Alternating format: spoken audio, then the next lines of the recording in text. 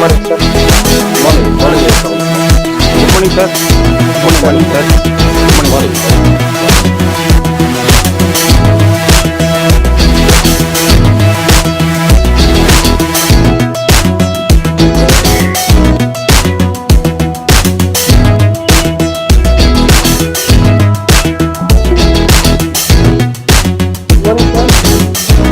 Morning, sir. Good morning, sir. Good morning, sir. Good morning, sir. Good morning. Sir, good morning, sir. Good morning. Mani, sir, good morning, sir. Good morning. Good morning. Congratulations, sir. Principal, sir, good morning, sir.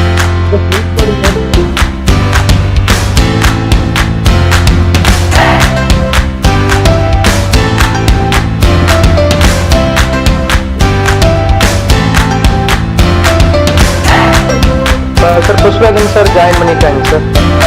Join பண்ணுறேன். ஆமாங்க sir, நான் மியூட்ல இருக்குங்க.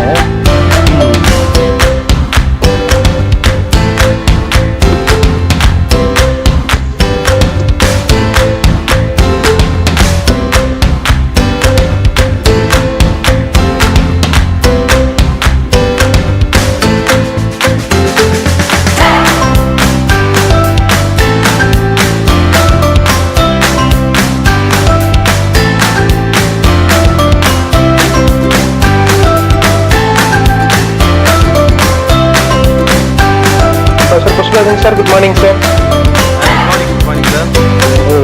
Professor, good morning. Morning. Good morning, sir. Good morning. Good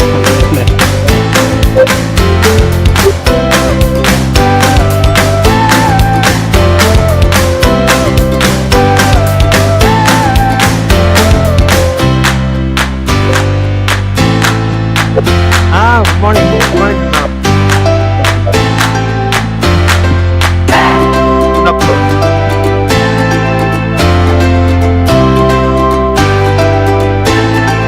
Pushpa sir, morning, sir. Good morning. Good morning.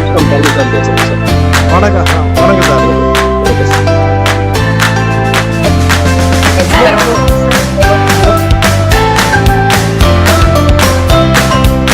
Good morning. வந்துட்டேன்.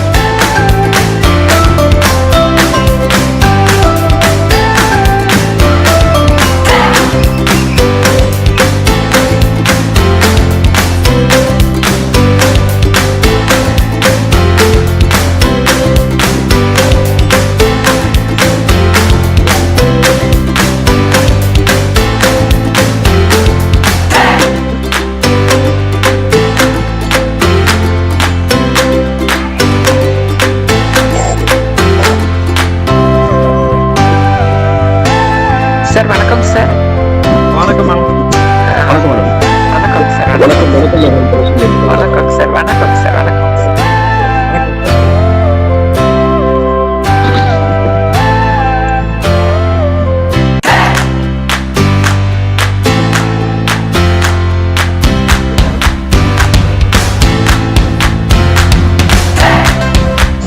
Hello, madam. Good morning, madam.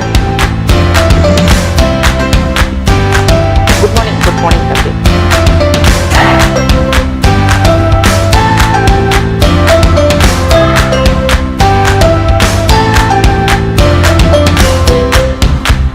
Ma'am, good morning, ma'am. Good morning, Ithal. Ma'am, Nagesh Kumar, ma'am. அப்புறம் join ஆமா ஆமா. Lecture முடிஞ்சதும் அவங்க join பண்ணிக்குவாங்க. Okay. Thank you.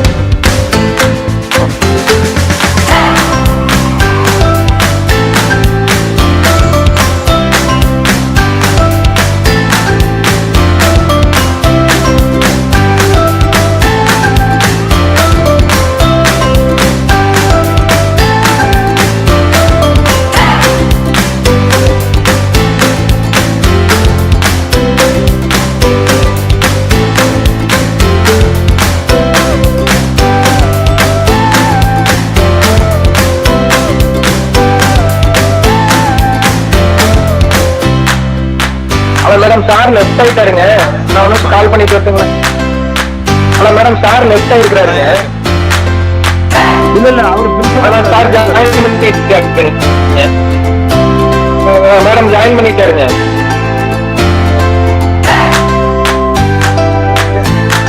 இல்ல வந்துட்டேன் ma'am, வந்துட்டேன். இல்ல வந்துட்டேன். வந்துட்டேன் மேடம், கைட் பண்ணுங்க உங்களுக்கு.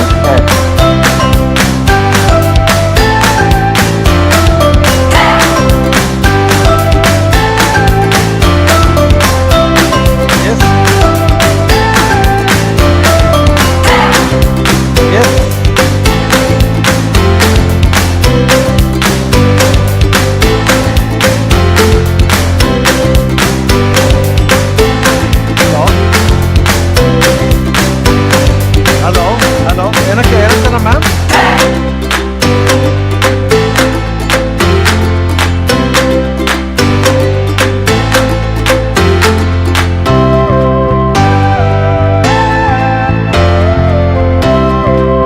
இருக்கு.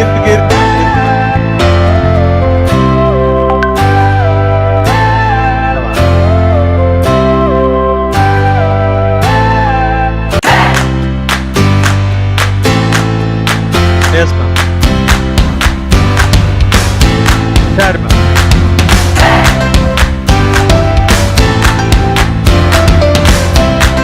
நான் ஷேர் பண்ணிக்கிறேன் மேம்.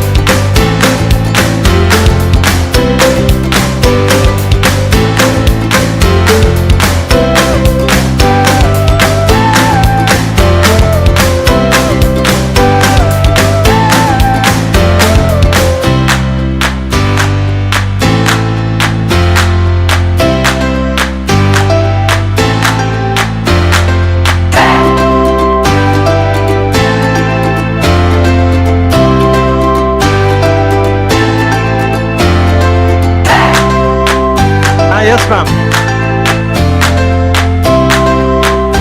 The padra, ma'am.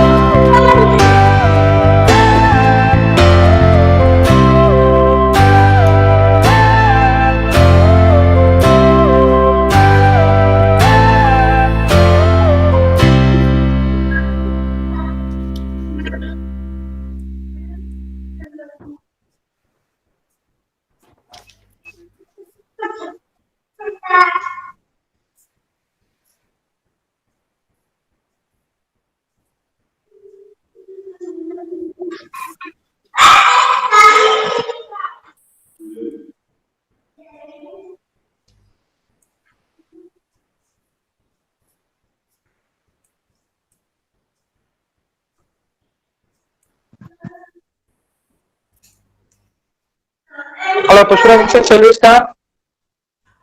கொஞ்சம் sir. Okay, 2 okay. minutes, 2 minutes. Okay, sir, okay, sir.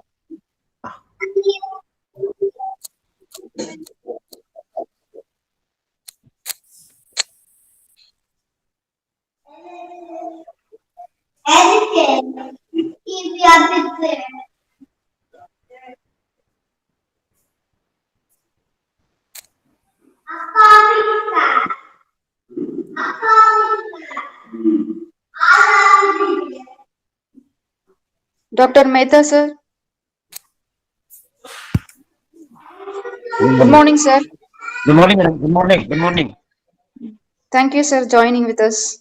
Yes, we are attending seventh day, Yes, sir. Thank you. last day. Okay, sir. Thank you, sir.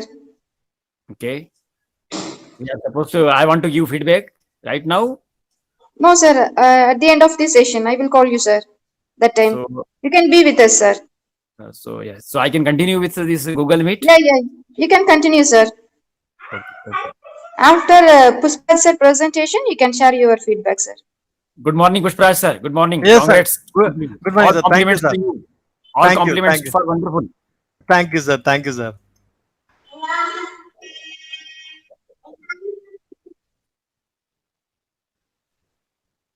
Ma'am, sir. Yes, ma'am. Yes. இந்த வந்துட்டேன் ma'am. வந்துட்டேன். ஒரு நிமிஷம் connect ஆக வேண்டியிருக்கு. ஒரு நிமிஷம்.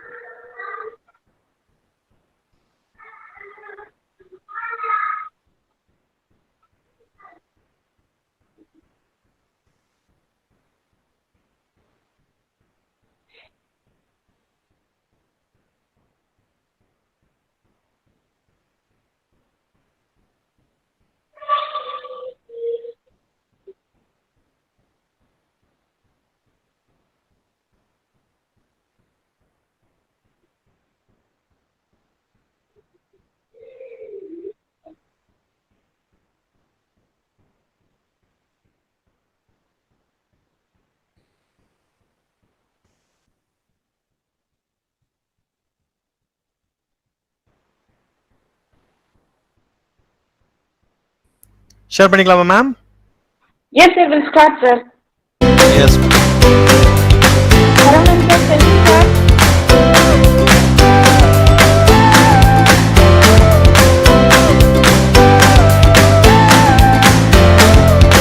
Sir, PPT. இந்த வருது.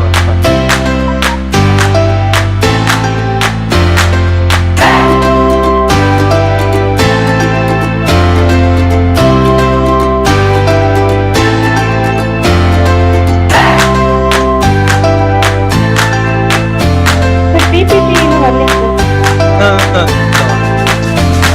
ஓப்பன் பண்ணி வச்சுக்கோங்க. Yes, sir.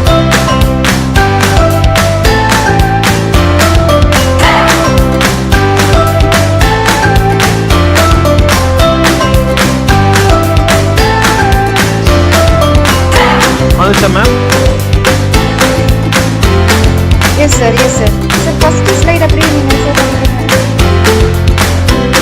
Ma'am? first slide.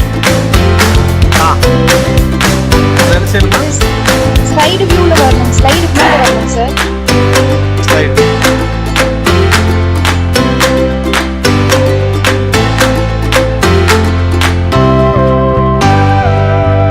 Yes, sir. Okay, sir. We'll start.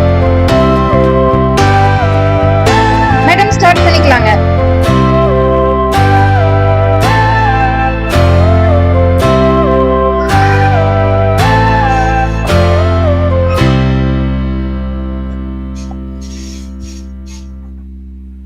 Yes, sir.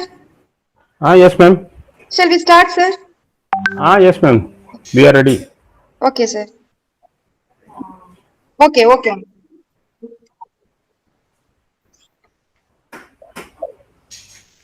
respected principals, HODs, and respected today's resource person, Dr. S. Pushpa Raj sir, Associate Professor and Head Department of Economics, Madurai Kamaraj University, and Organizing Secretary of Erode Arts and Science College, and dear participants. Good morning to everyone, and it's my pleasure to welcome you all for the 7th day online FDP program on writing and publishing scientific research papers. Now I request Dr. Mani sir, Head Department of Economics, Erode Arts and Science College, to deliver welcome address and also to introduce our resource person to our participants. Sir. Thank you, ma'am. Thank you. Good morning to one and all present here for the 7th day program and the valedictory session also. This is for this purpose. Both of our college principals, Principal NGM College Pollachi and Principal Dr. R. Venkadachalam from Erode Arts College and HOD of NGM College Pollachi, and both of the organizers of this 7-day webinar series seminar, all are present here, and also our participants. They continuously taking a journey with us for the past 6 days, and today we are going to have a felicitation. In such a situation, I welcome both the principals, HOD ma'am, and organizers and the participants wholeheartedly for this program. And as far as today's session is concerned, this is the 7th-day program. For this program, we have invited and he wholeheartedly accepted Dr. Pushpa Raj, a notable econometrician in Tamil Nadu, a professor and head Department of Econometrics, Madurai Kamaraj University, Madurai. We wholeheartedly invite you, sir, for this 7th-day valuable lecture. Yes, ma'am. And I wish to present a brief introduction about him for our participants and for our colleagues in both the institution. Dr. Pushpa Raj, as now is the Professor and Head Department of Economics, Madurai Kamaraj University, and he is holding MSc Mathematics, Mathematical Methods, Mathematical Economics, and PhD. He has specialized in development economics and spatial econometrics, quantitative impact analysis. He has 24 years of service for both PG and UG, as well as guiding for MPhil and PhD scholars. And he has taking classes at PG level currently for for PG students, mathematical methods, computer application in economics, statistical methods, that is the present, including present research topics on econometrics and development economics. And he has produced more than 60 scholarly articles in various journals and magazines, and in some important conferences, his full papers has accepted. In 6 conferences, national conferences, his full paper has been accepted, and he has authored for 4 books. And for one book, myself and Dr. Pushpa Raj has co-authored one book, Demonetization. At the time of demonetization, it is an edited book. Both of us work together, and it is very famous in the Tamil readers. Of course, in our vernacular language, it is very popular among the Tamil readers. And also, he has attended short-term and long-term courses to uplift himself continuously about 13 courses. He has attended 13 short-term and long-term courses, and he has completed 4 major and minor projects, and he has given or he has delivered invited talks, public lectures in so many places, including almost all the universities in Tamil Nadu, including National Institute of Technology Trichy, and University of Mysore and University of Bangalore also. He has special expertise in econometrics. I already mentioned he is a notable economist in Tamil Nadu, and he has knowledge in spatial econometrics, quantitative, qualitative, impact assessment models, and also he is an eminent in handling the different databases, including the NSSO data and National Family Health Services data. He has served in many funded project as a consultant.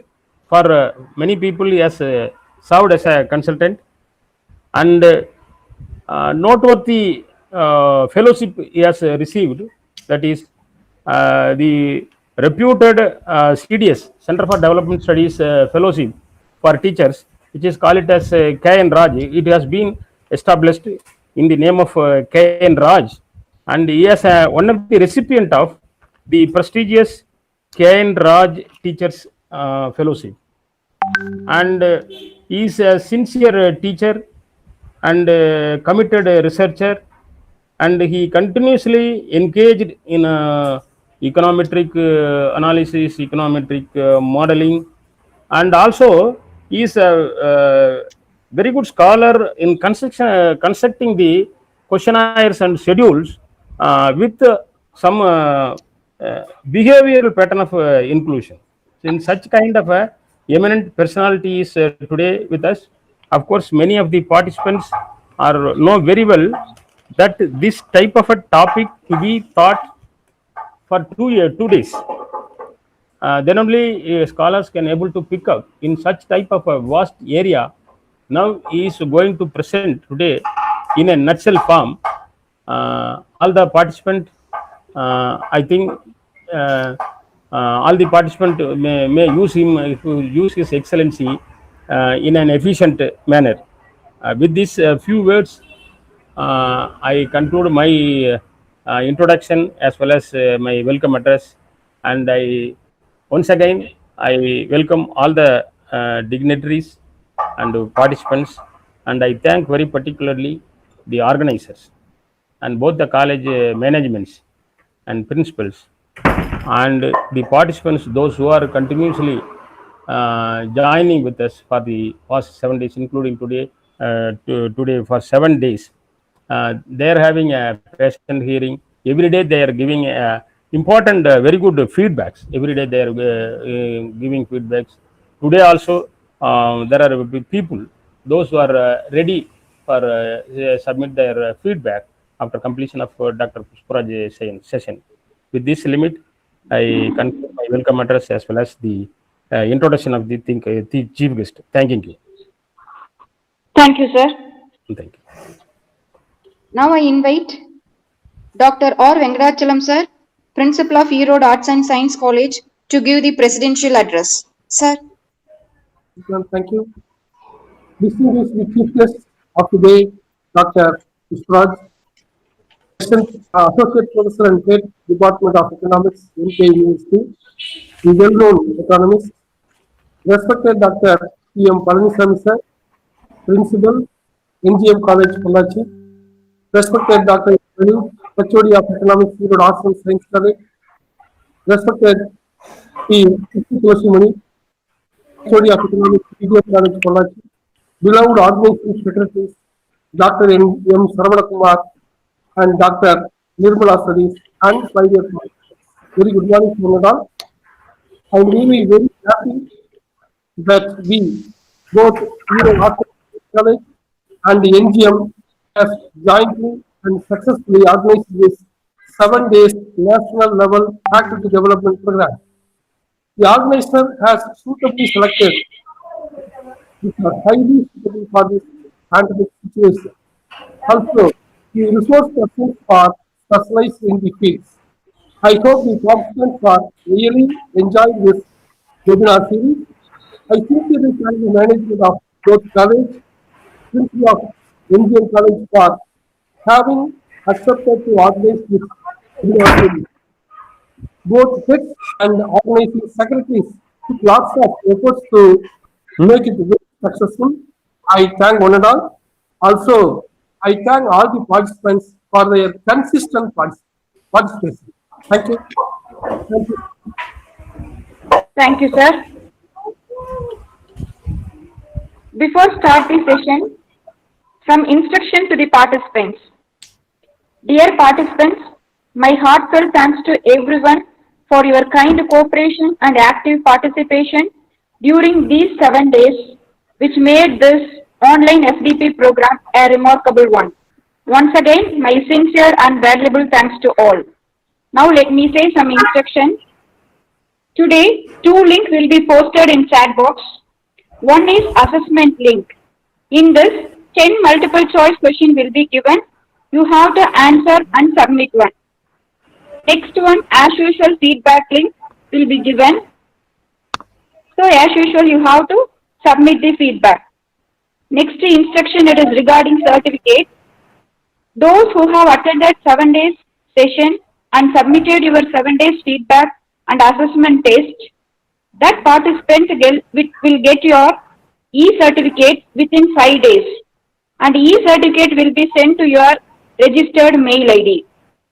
Dear participants, in case if you will not get the certificate within 5 days, kindly contact the coordinators. Thank you. Now I request our respected resource person, Dr. S. Pushpa Raj, sir, Associate Professor and Head, Department of Economics, Madurai Kamaraj University, to deliver his presentation on writing and publishing scientific research papers. Sir, now you can start your presentation. Good morning to you all. Good morning to you all. Good morning, sir. First, let me thank Dr. Mani for giving a nice introduction about me. Very nice introduction. Actually, I'm really humbled by the introduction of Dr. Mani. And I wish to place on record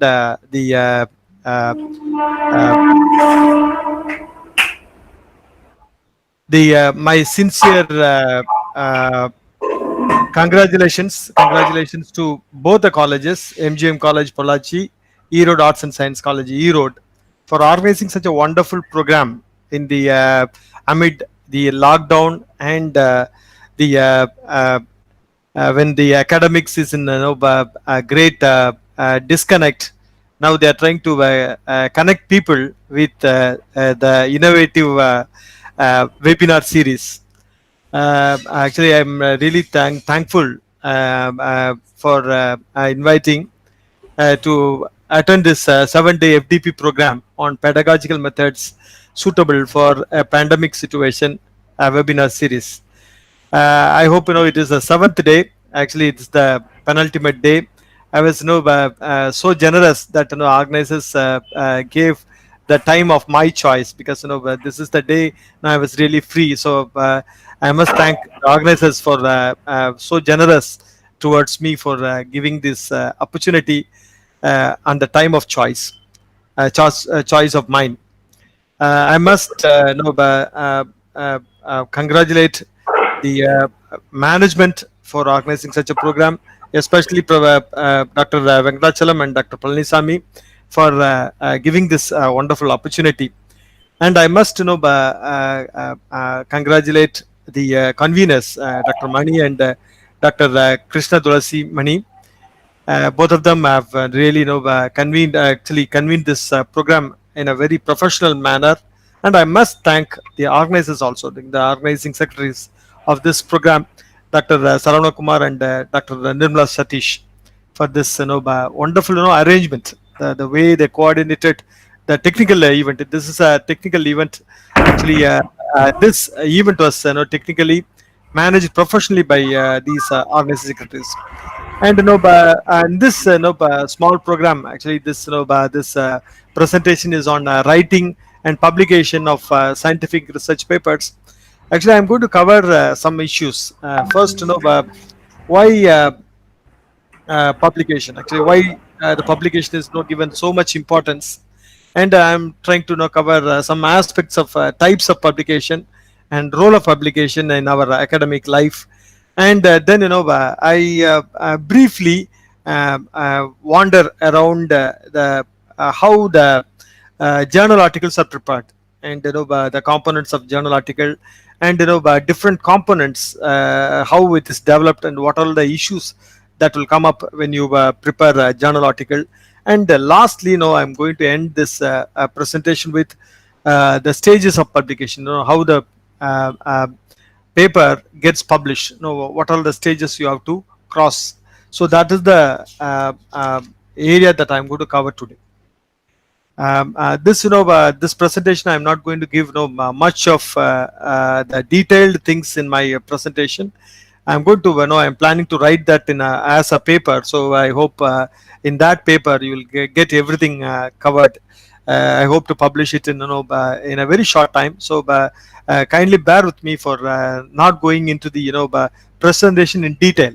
Actually, of course, it will cover the general aspects of it, but it will not go deep into this. This PPT will not detail the whatever I am talking today.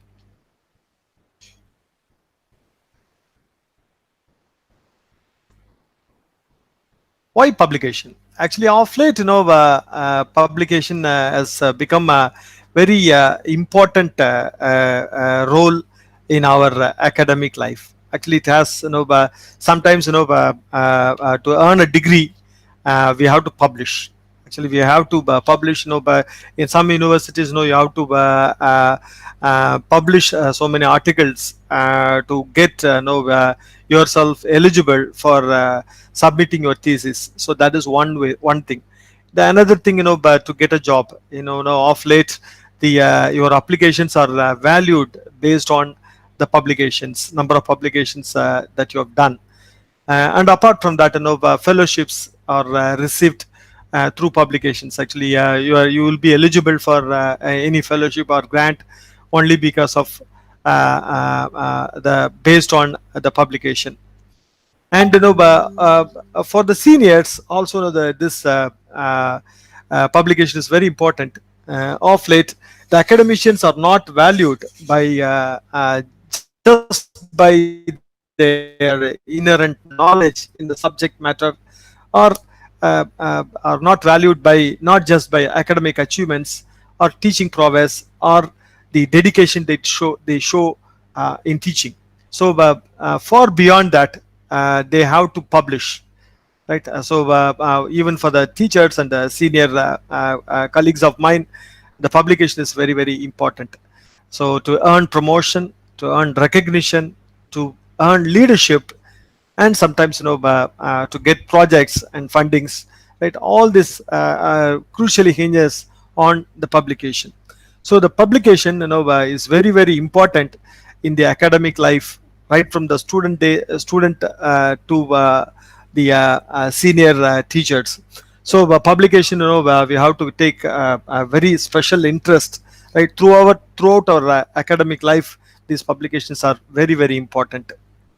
Now, what is this publication? Actually, what do you mean by this publication? There are a lot of publications, right? Actually, it is not, of course, I'm specifying, noting few of the publication materials, and there are so many other than this. Anyway, actually, these are the very common publication materials. One is the scientific papers or journal articles. Actually, scientific papers, this is one type of publication.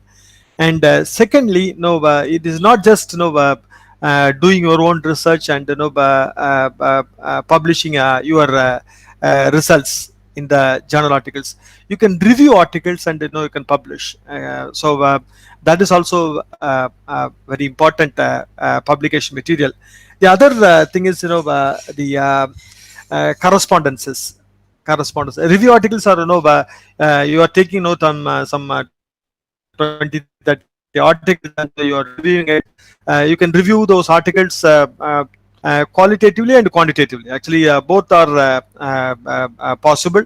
Qualitative uses qualitative techniques, and quantitative review articles are also called as metadata articles. Those metadata articles are quantitative in nature. You'll use some statistics. Of course, the unit of research here is the articles. So review articles are also called publishing material.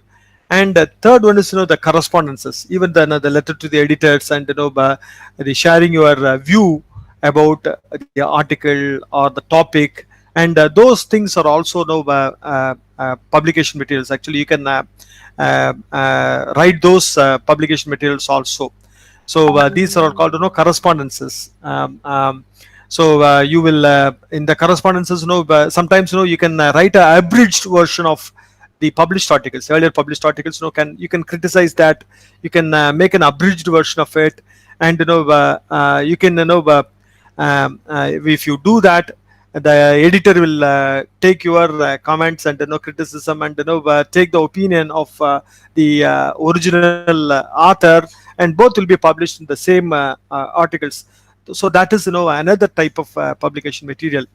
The the next one is the contribution to edited books. This is very common, and this is what we've been most of the time doing. And the conference volumes, edited books and conference volumes, right? For those also for those efforts also you can produce your publication materials. And apart from that, another very important publication type of publication is writing popular articles. Actually, popular articles is this is for very general audiences, like newspaper articles and magazine articles, right? It has got also another type. This is another type of publication. Actually, this has got a very large scope. Actually, people don't explore this. And in Tamil also we can write articles, and this is called popular articles section. So you have so many publication types. You can contribute to all these things. Why why this publication is what is the role the publication has got in our academic life? Actually, the writing makes the perfect man. Actually, in academics, this publication is the epitome of our research, epitome of professionalism. So to develop scientific writing, this publication is very, very important. Actually, this connects with senior colleagues. Actually, in your own field, you may connect with the whole gamut of professionals, right, in your own field. So it helps you connect with the other colleagues and interact with them also. Sometimes you'll get a call to joint publish articles. So that is possible with publication. And apart from that, it is academic responsibility and duty to share your research output for the society, actually at large, and for the advancement of the subject and faculty. So that is also is done by publication. Actually, in fact, after all, the research materials are recording and communicating the knowledge. So you are documenting your knowledge, and you are communicating that knowledge to other people. So publication has got an important role in the academia. And now I'm going to talk only about the research paper and journal article or scientific paper, and I'm not going to deal with other types of publications. I'm just going to deal only with the scientific papers and journal articles, because the format of other though some of it are has got share some common features, this is quite different from other things. Actually, this is the most important publication for the academic. So I'm just confining myself to this. But if the question comes, I'll try to share my views on other types of publications also, and preparation of journal article. Actually, journal articles will have a lot of components, and one is the title page, and second, it has got introduction, and it has got methods section, it has got results section, it has got discussion and conclusion section, and references. And these are the common components of any journal article. In the title page, you have got a lot of subsections. I'll talk about that later. And in fact, this components, right? Each of the sections have got its own role to play. The title will give you the meta data about the article, right? What this journal article is about. The title page will contain all those things, and sometimes it will have the brief of the contents of the journal article. That is also there. This introduction part, right, actually in fact deals with what is the research question. Actually, what was the research question, right, asked in this journal article. The methods really explains and describes what was that studied, and what was the finding, right? So so that is the method part. The results results is the finding part. The last one is the what do they mean, and what is their implications. Actually, this discussion and conclusion really talks about what do the result mean, and what is the implication of that findings, right? That will be studied. And methods component really will have a lot of sub components. I'll talk about that later.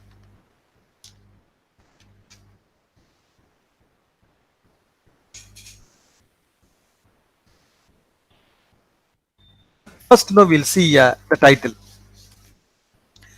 The title has to be simple, precise, and catchy, right? It has to be very simple, simple to read, devoid of jargons, and precise. It has to be very precisely represent what is in the content, and it has to be catchy also. Sometimes the catchy titles really will grab the attention of the readers. So it has to be catchy, and it has to be descriptive. Sometimes it has to be pertinent. And there are different types of titles. Actually, one is the declarative title is there, and there is a descriptive titles, and there is an interrogative titles. Declarative titles means they just explain the relationship between the phenomena that you are discussing within the article. For example, whether the COVID pandemic has reduced the has increased the economic slowdown. The COVID pandemic increased the economic slowdown, right? So this is a declarative statement. So the title can be declarative in nature. The title can be descriptive in nature also, right? Without committing itself, it can say the COVID pandemic and its relation to the economic performance, right? So this is neutral statement. Actually, you are not declaring anything. Actually, you're not committing yourself, right? How the nature of relationship is not committed. So such titles can also be there. Descriptive statements. Sometimes it can be a question, right? Whether the COVID has increased the economic slowdown, right? So that is a declaration. Actually, this is an interactive title. So the title can be of this nature. Another type of titles can also be visualized. One is nominal, compound, and full sentences. Nominal, very short, very crispy title, right? Without it's a very simple statement, right? Compound is some of the titles will be separated by some colons, right? Some general description will be there, and afterwards some extra uh, uh, uh, uh, information will also be there. So such things are called compound. I'll give you some example for that. Actually, hold on for a minute. I'll just go to some examples for that.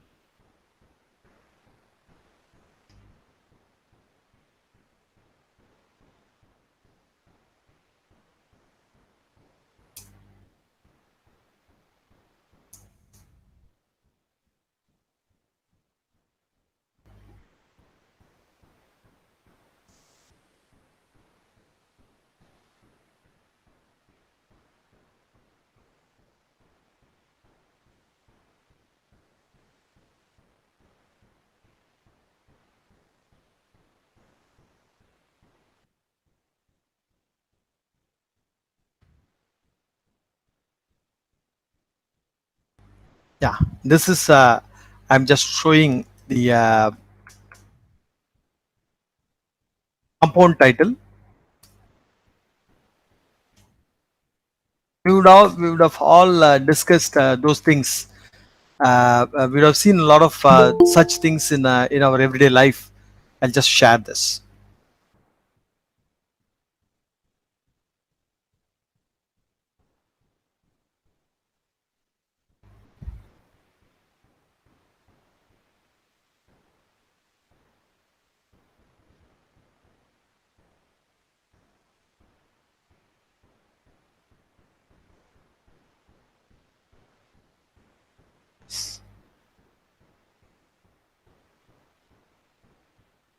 Just look at this. Actually, this is the compound title.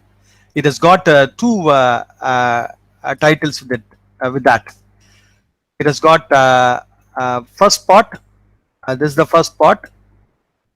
This is the first part.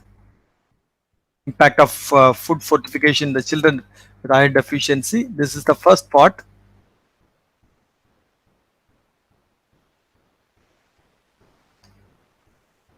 This is the first part, and separated by some colon, and this is the second part. Just look at that. This is the second part. A randomized controlled trial. So we would have seen such compound titles, and sometimes you can have a very descriptive and um, uh, uh, titles, and some of it full sentence. Actually, you'll just a lot of with full descriptions can be given in the title. But anyway, actually, see, simpler the title, it will be easier for the people to get attracted to also, right? Actually, it has to be catchy, right? So this is the title part. Actually, this is the title. The thing is, you have to avoid some abbreviations and the numerical informations in the title, right? Actually, so that those things have to be avoided in the title. And there is another title. Actually, that is running title, usually that will come in the journal articles, right? Actually every page will this title will be will be given the abbreviated form. That title is called running title, right? When you visualize the title, right, you have to visualize the running title also, right? So by some journals, those things will also be expected of you, right? You have to give your own running title, right? So the main title is there and running title is also there, right? So those things you have to give. And you have to give the author name with the title. The title page will have the author name and their affiliation, right? Sometimes in the when you are sending these articles, right, the first page will be sent.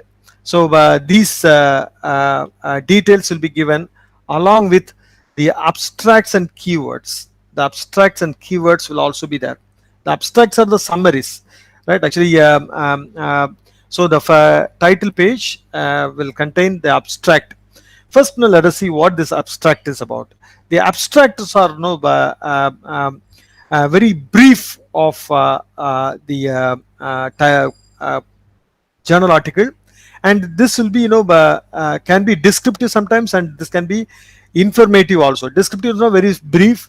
It has to be of length 75 to 100 words. And actually, of course, this descriptive abstracts will not have very detailed abstraction of the article. Usually, it will not have the result part. Actually, it will not discuss and present the results. But the informative part will contain everything. Actually, whatever you state in your article will be given the brief, right? You have to write the briefly about what this article is about, and the methods, the results, and the discussions, right? All those things will be given in the informative abstracts. It's a long abstract. Usually the long abstract will have 250 to 300 words, and this will be structured or unstructured. Structured means mostly this has got all these components one by one, right? Actually, you'll state everything in detail, and you'll be giving all these details. I'll just if the question comes now, I'll just show you some of the detailed abstracts. Yeah, let me see. Yeah, this is the detailed abstract. Could you see that? Yes, sir. Okay, can you? Yeah, this is the detailed Yes, sir. abstract. Okay, this is the detailed structured abstract. I just look at this. Actually, you have got describe. I just increase the size. Yeah, little bit. First one is the relevance, and this is this comes in the this usually comes in the introductory part, and this is also introductory thing, and this is small brief review of what you have what is there in the literature, and this is the finding, and this is the implication of the study. So all these things will be structured, right? Everything will be given, right? Sometimes even in the informative abstract, those things will not be in order. Actually, it will be there, but it will be mixed. So such abstracts is also quite common in the publication, right? So in the first page, you will have the title, and you will give running title, and you will give author name and affiliation details, right? Apart from that, you will give the abstracts. And then another important component in any journal article is the keywords, right? Actually, you have to give the keywords also, right? Usually 3 to 5 keywords you have to give, right? So in fact, these things are all very, very important. Actually, the title and this abstracts and this keywords are very, very important, right? Sometimes the reviewer and the editors will see these things, when they browse through the article. These are all the indicators of your article, and if it is of any interest, if it is very interesting, right, there is a more chance that your article gets published, right. So it is very important for that, right. The look is very important, right, and the content as well, right. But this is very important. This will give the first important impression. Apart from that, and these keywords are also very important, actually, because keywords are the ones usually indexed in every search engine, right. So when your article gets published, only through your keywords your article will get listed in the search engines. So to get greater visibility for your article, these keywords are also important. And of course, the reader and the possible people who are going to cite your articles are all will get enthused by these for the front page components, right. So the front page is very important for any publication, right. Actually, you have to keep note of that. Second part I want to show is this introduction, right. The second component is the introduction, right. Introduction actually is very important, and this convey why you did the study, right. Actually, you have to give a actually this is what does give you, right, the context of your research question, right. Actually, you can start with familiar contentions, right. Actually, very familiar and simple non-technical contentions can be made in this introduction, and this present the knowledge gap also. Actually, this is second part of your introductory section, and actually this part you will review the existing literature, and actually you will describe what is there in the literature, and you will present the knowledge gap and the discrepancy between the evidence and the intuition and conflicting views. Actually, in fact, this is the abstraction of the literature, mind you. Actually, this is the abstraction of the literature, right. This will show your prowess in the subject, right. You'll in this you'll hint at what you're going to deal with in your current paper, right. So here by doing that you will state the specific purpose of your paper, right. And when you are doing that, you have to start from the big picture to the narrow down, actually to the specific ones, from the general to the specific. When you write all these things, you have to start with the general thing, and you have to proceed on with the specifics, right. So this is you have to keep in mind when you are doing an introduction, right.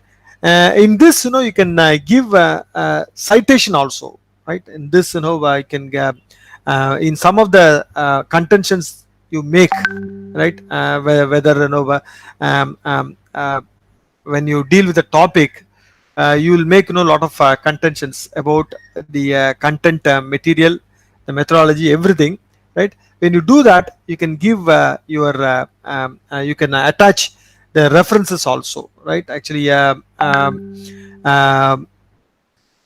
you can avoid the detailed review, but you can give small reviews, and actually this is very important, right, to get the confidence or to increase the authenticity of your paper, right. So this is this citations are important.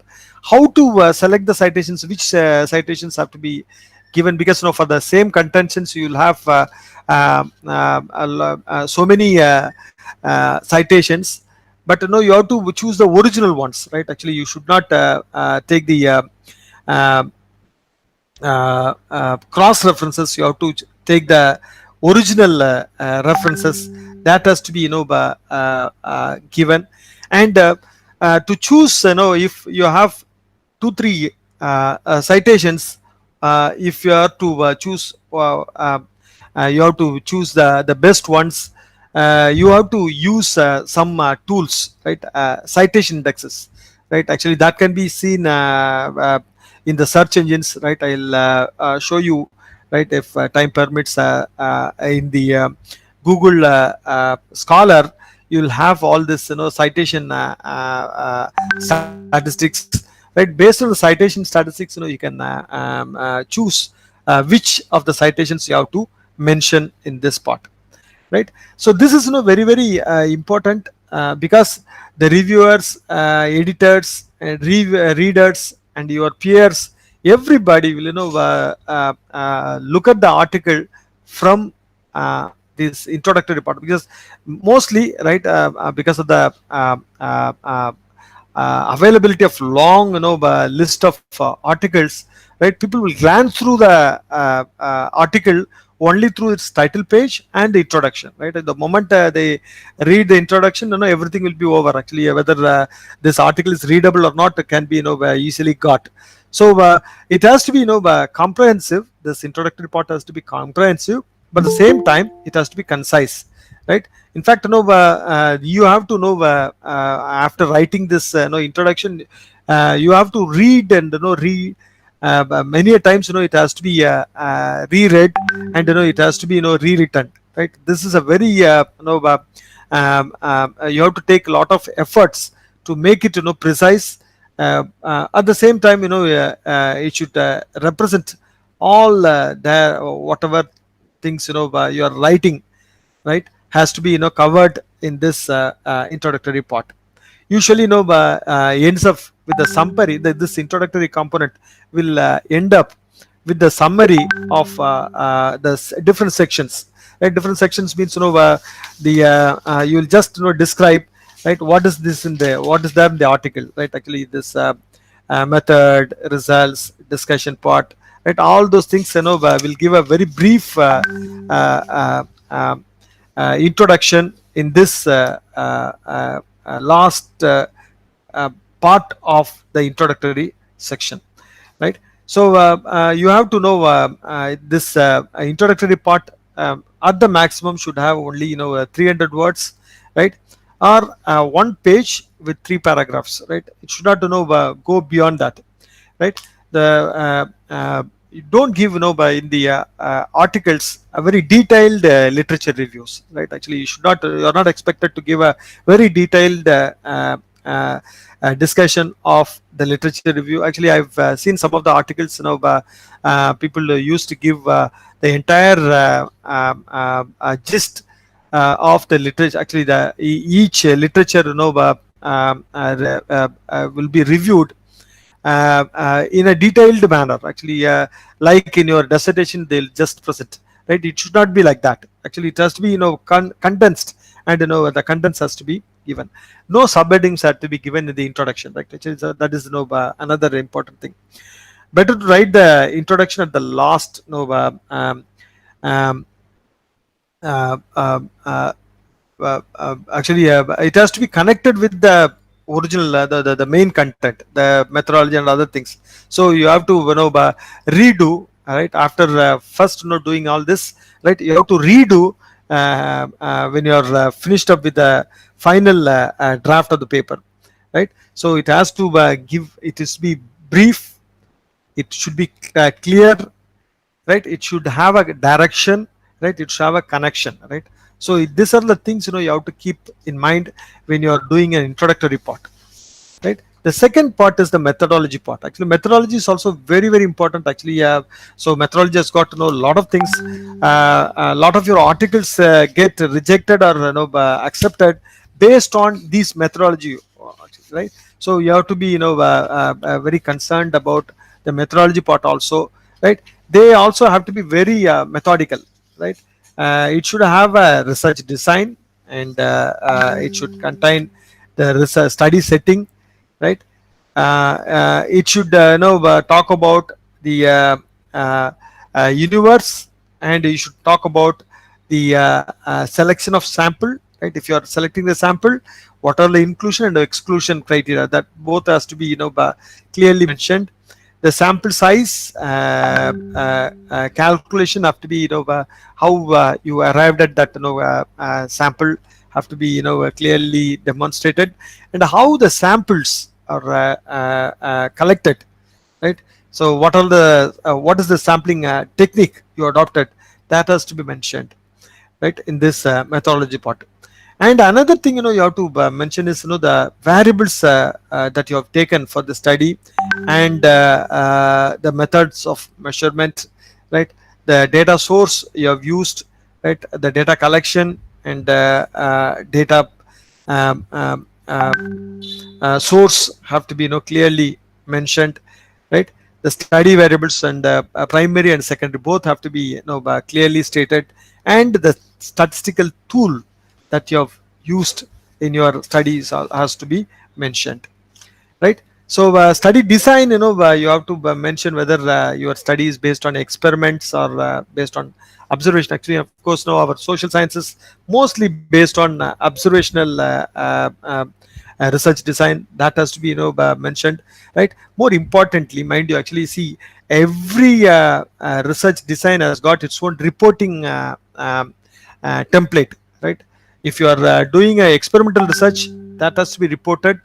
The research design, how the research design of the experimental research has to be reported is there, right. There is a template, right. That template has to be followed. Actually, I'll just show you, right. Actually, I hope I have that some templates, right, research templates, this how the research design has to be presented, right. I'll just show you, right, if I have any.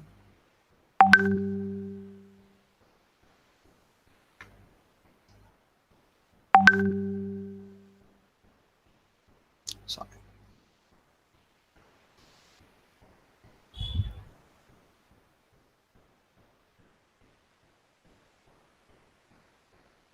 Yeah.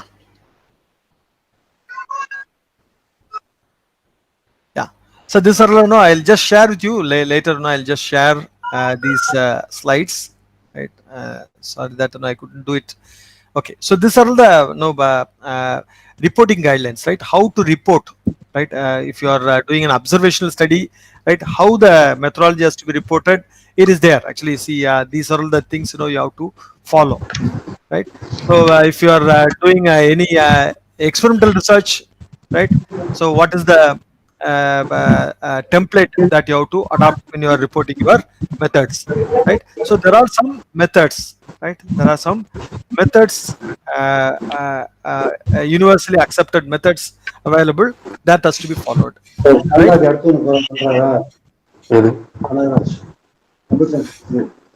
Okay. Hello. Hello. Hello, Panichami sir, please mute your mic, sir. Thanks. Yes. So method employed in data collection, all those things, I've already told, and so it has got its own method of presenting those methodology.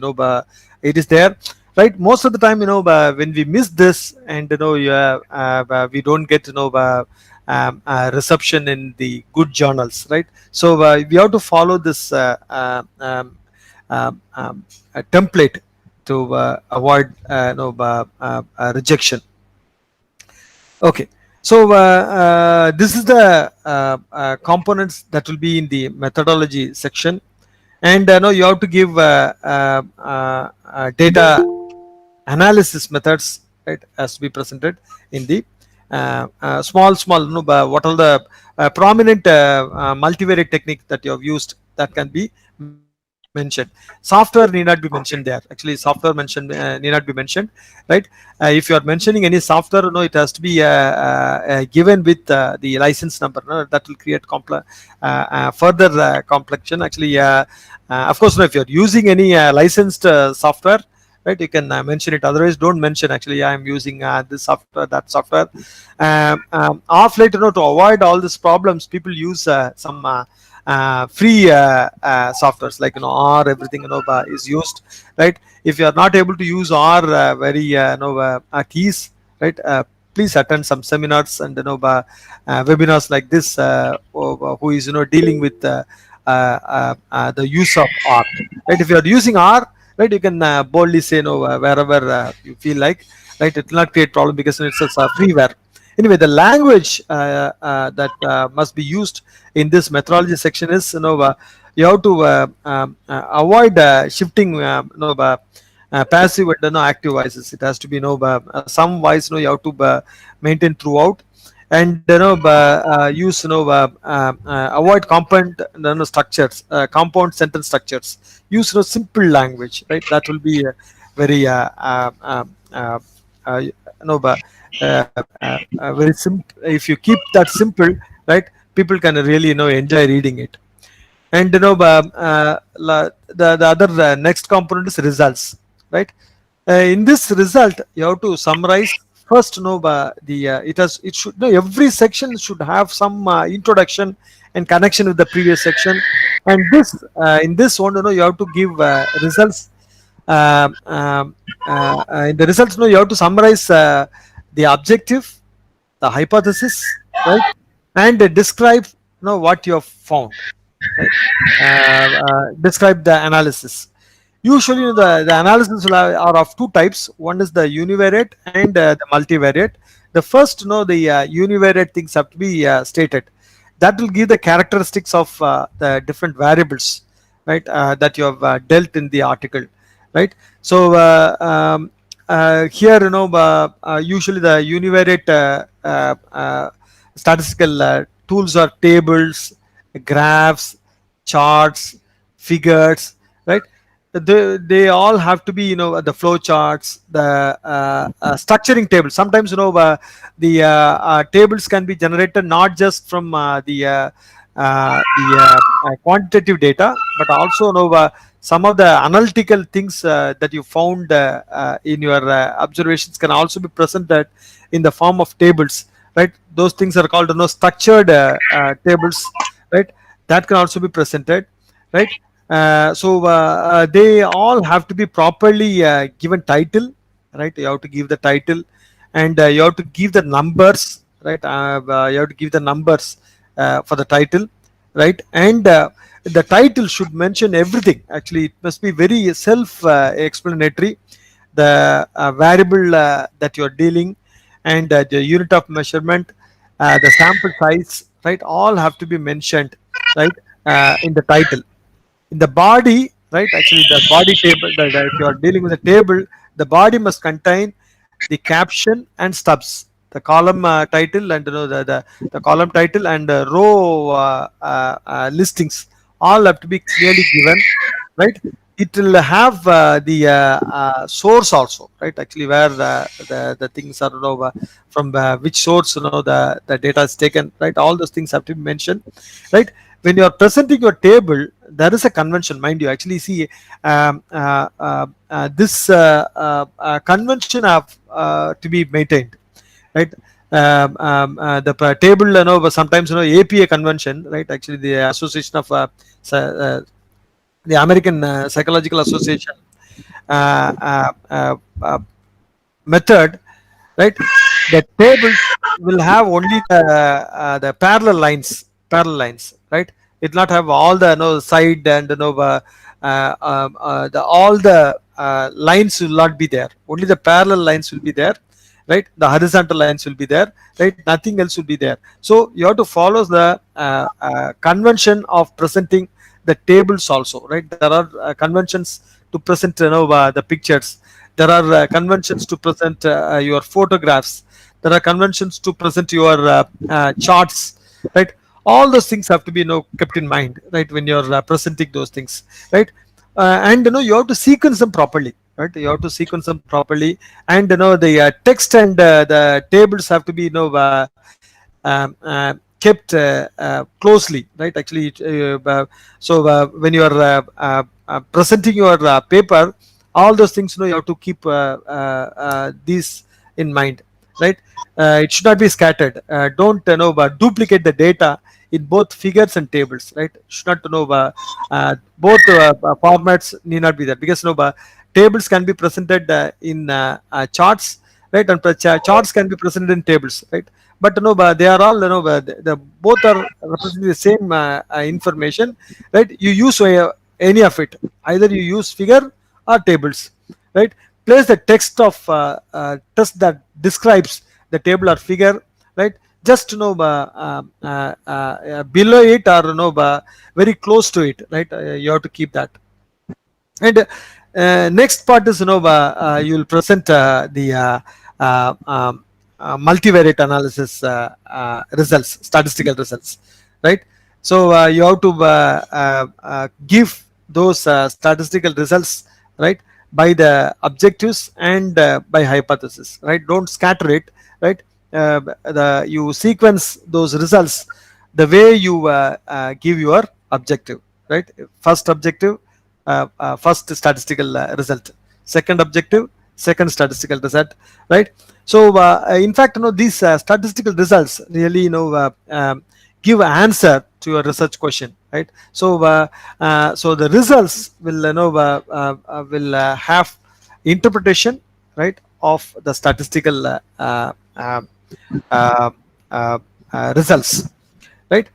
Then the next part is discussion and conclusion, right? Actually, this is the final part of the research article, and this is very crucial, because in fact this is what is very very important for the people who are professionals who are reading this article, because it has explanation of the results.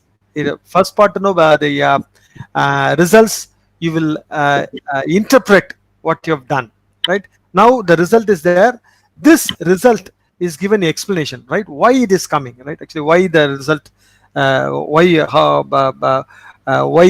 have got such result, right? That will be explained. So the discussion part will start with the explanation of the results, right?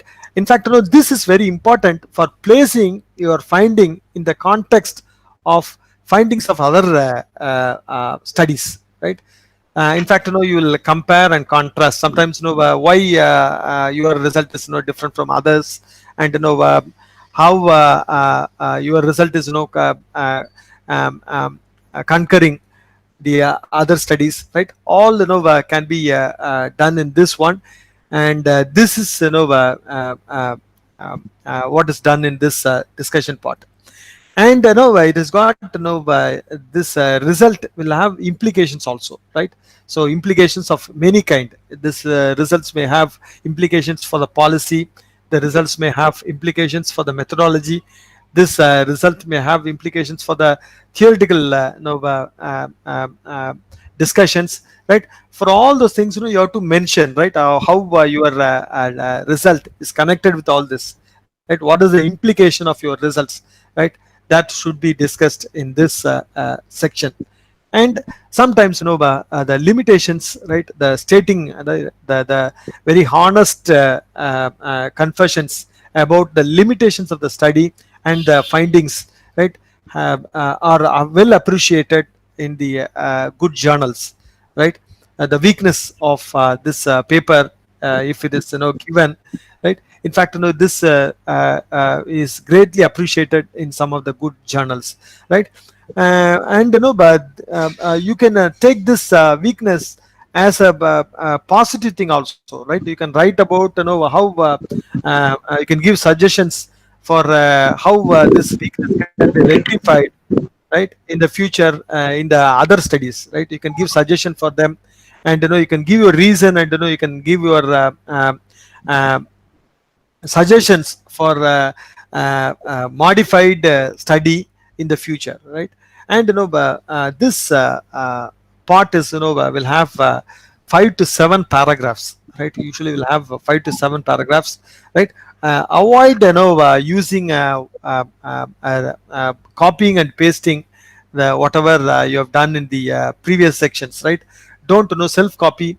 You write originally, right? Everything has to be written um, uh,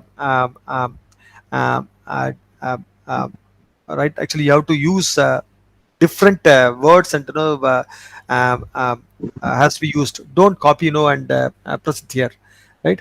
uh, uh, so it will start with summaries of findings and end with conclusions. Of course, this conclusion need not be like the conclusions that we do in usually do in our research, this dissertations. This this must be very brief, 3 to 4 sentences, right? Not more, right? This must be the take home message for the readers, right? So this conclusions should not be very long, right? It should be one paragraph and with 3 4 sentences, that's it, right? And last important thing is references. Mind you, actually references are also very very important, right? And very difficult also sometimes, right? But off late the references preparation of references of is greatly eased. The burden of creating references greatly eased by some of the good softwares, right? Actually there are some softwares exclusively for doing a job for you, like EndNote, reference manager, and paper and read cube and Mandely, right? All those things are there, right? Actually this will make you this preparation job very easy for you, right? Here you have to keep certain things in mind.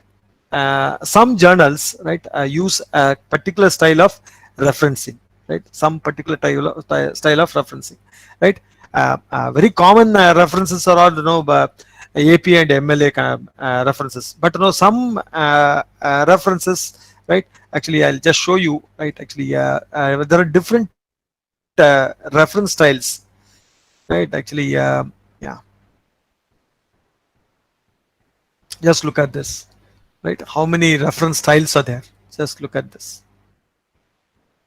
Chicago, right? Ghost ISO, right? SI, ST02, Turabian, right? Actually lot of reference styles are there, right? Different numbering styles are also there, mind you. Different numbering styles, right? Actually numbering styles, Vancouver style is also there, and Harvard style, right? Vancouver, some scientific journals, right? Some science journals, sorry, some natural science journals use Vancouver styles. Actually in this they'll mention not the not like our mentioning citations, articles are cited, right? They'll use their own thing that will be given as number 1 2 3, it will start, right?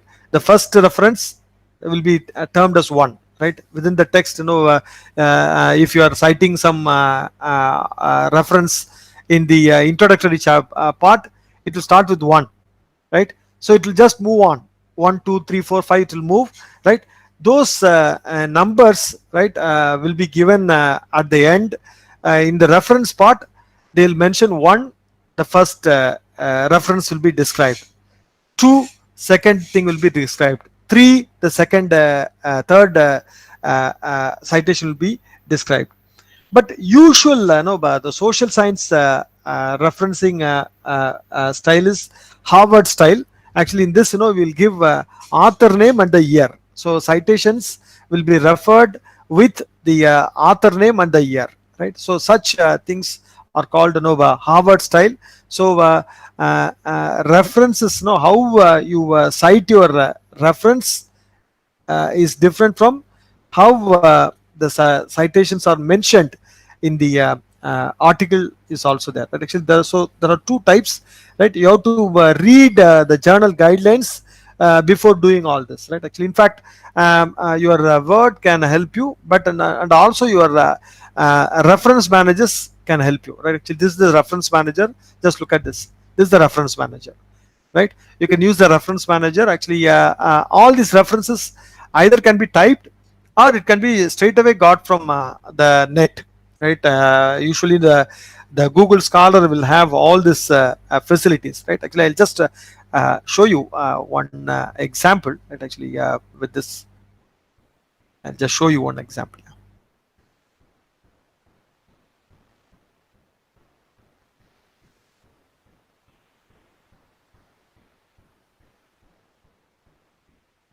This one, Google Scholar.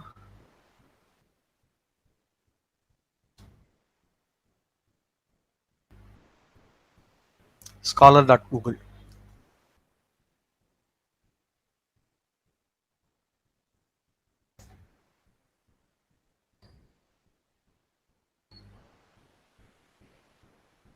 It's not taking. Okay, anyway, actually, I'll just skip through. From the Google Scholar, you can straight away get the article references. If you click that button, the article will come here. From here, you can export to Word or the text files, right? Actually, rich text file, right? After collecting all the references, right, from through your Google Scholar, you can collect all the references. You need not have to type anything, right? And you can export to Word, or you can use this facility in your Word to type everything. Actually, you can insert citation, and you can type manually, right? That is also possible, right? Add placeholder,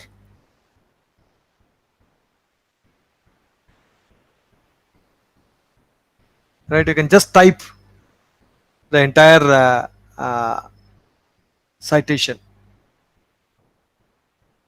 Okay, anyway, I'll just let me not but deviate. So so once this citations is listed, all those citations can be presented in the end of the articles, right? So when you are typing this references, you have to keep the style uniform, right? That is the biggest challenge. That can be done with these reference managers. I really know that they will help you do that. And you can avoid duplication of references. In fact, this reference manager will help you do that. And you can choose the best citations. Now I've already told you, right, how to choose the best citations. That should be done at the earlier level, but this stage you can do it, right, when you have 2 or 3 if you have got more references, right? That can be shortlisted. You have to choose the best citations, right? So if you are forced to limit the number of citations to meet the requirement of the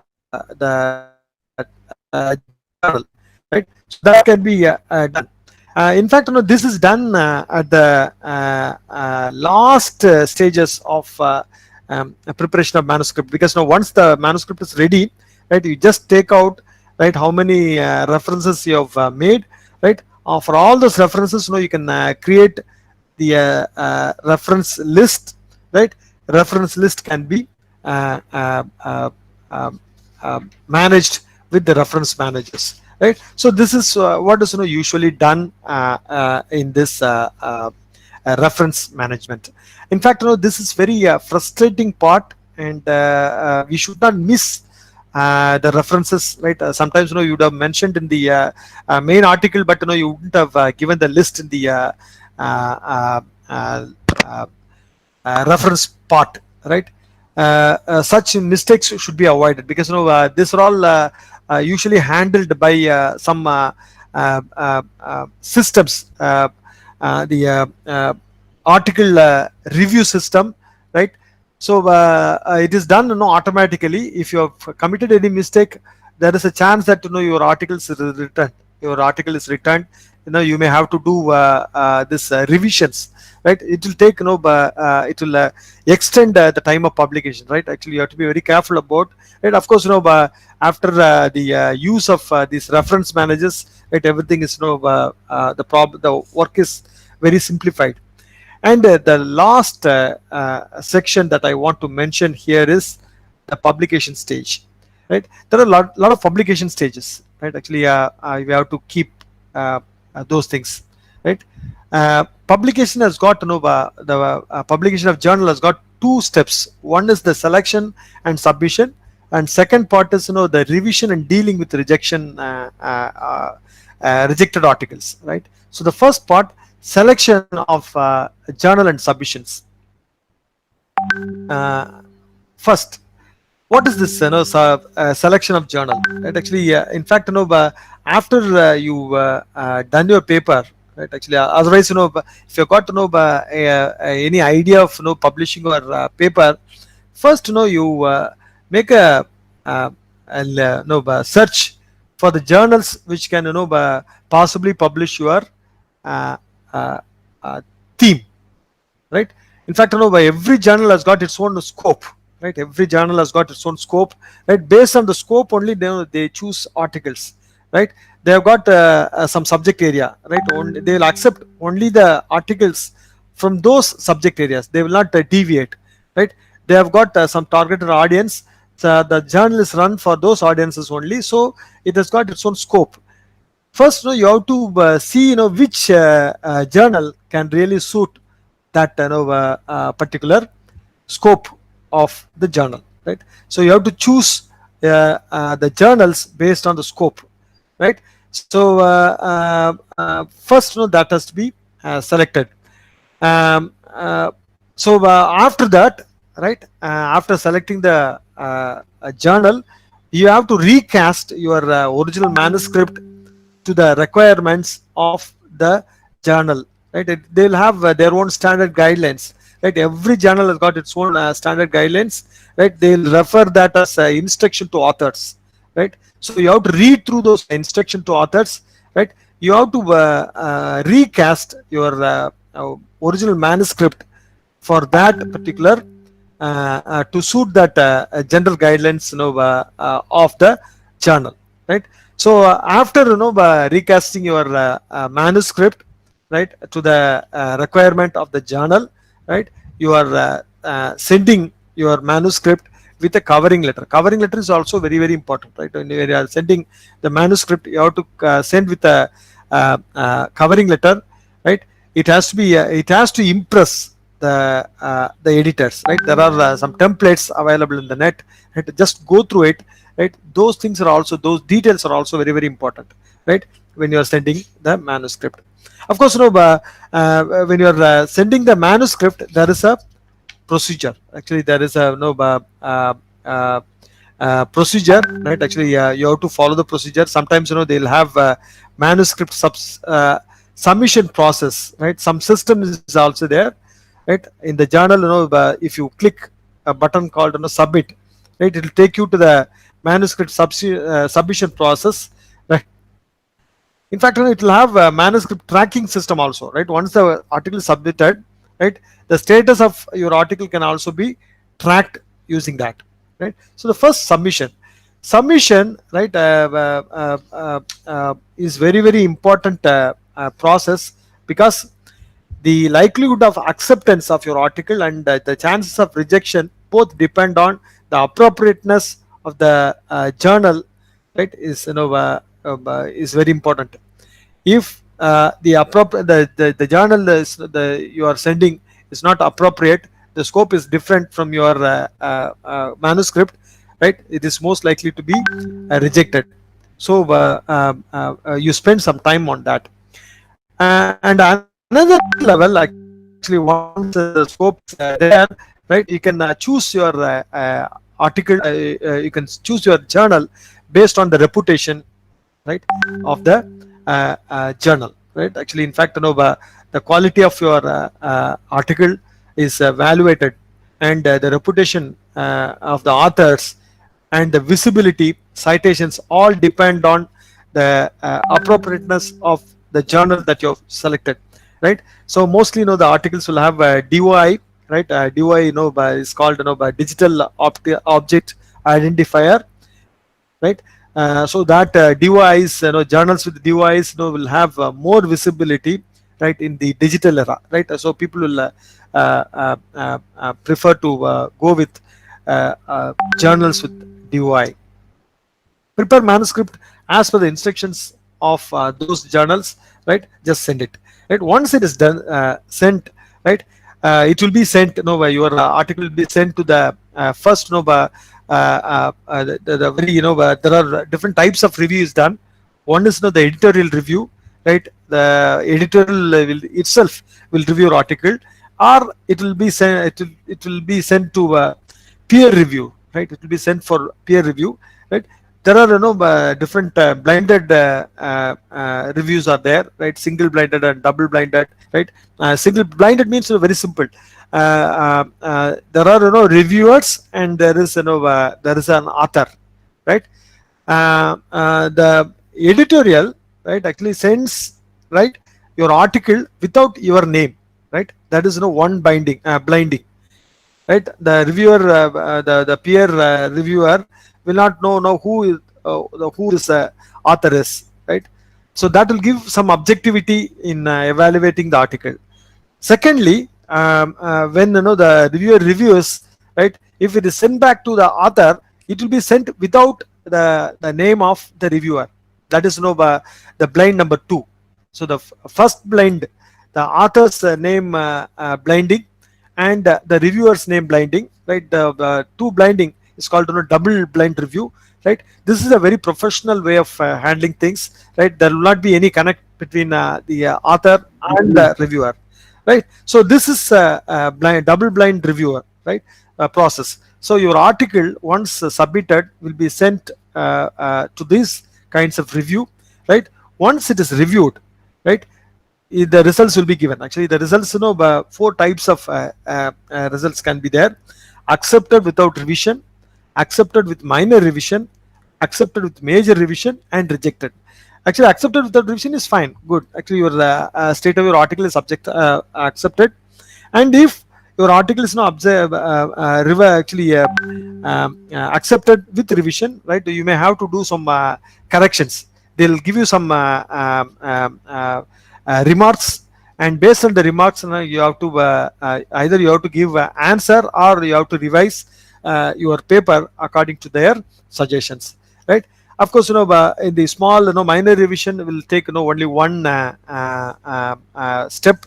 It will straight away be sent to the publication. If it is the major revision, right, actually it will be again sent to second batch of reviewers, right? And then afterwards, it will be sent for publication, right? Last is the rejection, right? Actually, this is also quite possible. Don't get frustrated. Actually, your article can be rejected for various reasons, right? One is the relevance of the topic, right? If the topic is not related to the journal, right, it will be rejected. And the topic is not, if the title of your paper is not very professional, again your article can be rejected. And poor study design, if the statistical methodology is not so sound, it can be rejected. And the poor quality of manuscript, right? Everything is there, but the quality of writing, if it is poor, that can also be rejected, right? Poor organization, right? How the article is organized, the grammatical and the spelling mistakes, right? Inappropriate terminologies, right? Actually, we should not use slangs and jargons, right? We should use academic language, right? If it is done right, your manuscript is of good quality, right? Otherwise, it is poor quality, right? That will be rejected. So that is another reason for rejection. Then the incorrect interpretation, right? If the everything is done correctly, but if the results are not interpreted correctly, again your article may get rejected, right? There is a chance that your article can be rejected. And wrong selection of journals, that I have already told, right? So that has to be corrected. Non-compliance of authors, right? Sometimes the articles are rejected, right, if you are not complying with the procedures, the directions given by the journal, right? If it is not followed up, right, your articles are rejected. And if the review is not if the article is not revised according to the directions of the reviewer, right, again that is also can be rejected. Actually, once the correction has come, right, if you are not doing that, again going with the same mistake, your article may get rejected. Plagiarism is another problem, right? Actually, plagiarism is not so easy today. Actually, it is a punishable offense today. Actually, earlier it was inappropriateness and academic dishonesty, it was considered. Now it is punishable offense, right? It may cost our academic life. We have to be very careful about that, right? And if you do that, you will be blacklisted as authors, right? If you are sending, if any blacklisted author is sending article, right, that will be straight away rejected, mind you. Actually, either you should not do that, or your partners, if their names are blacklisted already, right, your article is liable to be rejected. So don't partner with the blacklisted authors, right? So these are the reasons for rejection of the articles. Relevance to the topic, poor study design, poor quality of manuscript, incorrect interpretation, wrong selection of journals, non-compliance of authors, plagiarism, and blacklisted authors are the very common reasons for the rejection of the manuscript, right? If it is rejected, right, the common problem is, if everything is right, the common problem is non-compliance of the authors is the major reason, right? You have to adhere to the direction relating to font type, font size, line space, page margin, order of the content, right? What is the order? Introduction, methodology, result, right? All those that order has to be maintained properly, right? The numbering of pages, word limit, keeping up with the word limit, limitation to references, right? Chart and image format. Sometimes they'll specify which format the image has to be sent, right? The size of the image, all those things we have to follow scrupulously, right? So if you do that, if you resubmit, right, your article can be accepted, right? So in fact, even if your article is rejected, don't get frustrated. I'll tell you, it will be a very great experience, right? If you are sending it to the good journal, they will give you a lot of comments, right, why your article is rejected, right? If you incorporate all the changes, right, based on those suggestions, right, it will be a very good article, right? It can be resubmitted to the same journal or to the other journals, right? But of course, if your article is rejected in one journal, right, it is better to send to other journal, right? So in that case, you are most likely to get published, right? So because there may be other reasons, right? Actually, for other than the appropriateness of the journal, right? Your article gets rejected, right? So careful, right? It may be sent to other journals, right, that you have selected in the previous list, right? So it provide you great opportunity to revise your article either way, right? If it is rejected, it gives you a great opportunity to revise your article to the professional standard, right? Don't get frustrated if your article is really rejected. Select the journal which has a wider scope, right? If once article is rejected, right, some articles, some journals will take articles with a lot of topics, right? So you may choose those journals, right? Sometimes you can go for open access journals. You may have to pay something, and so such open access journals are also there. And if the last option can be online depositories. A lot of digital depositories are there, repositories, right, in which you can park your articles, right?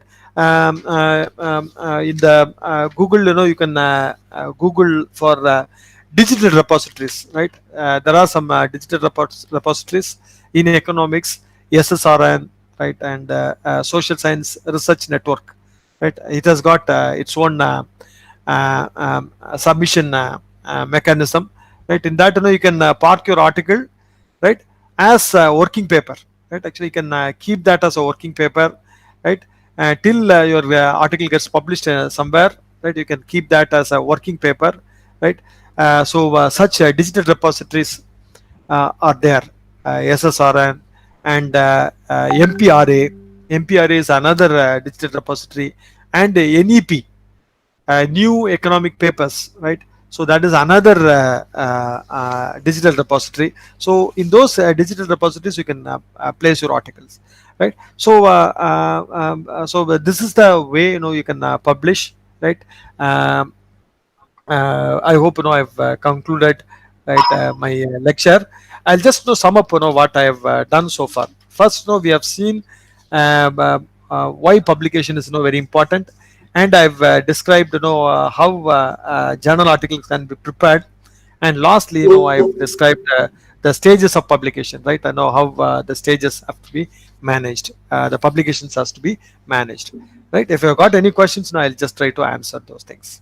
Thank you so much for the opportunity. I once again thank the college management of NGM College, Pollachi, Erode Arts and Science College, Erode, for giving me this opportunity. Thank you so much once again. Thank you, sir. Wonderful Thank lecture. you, sir. Thank you. Thank you, sir.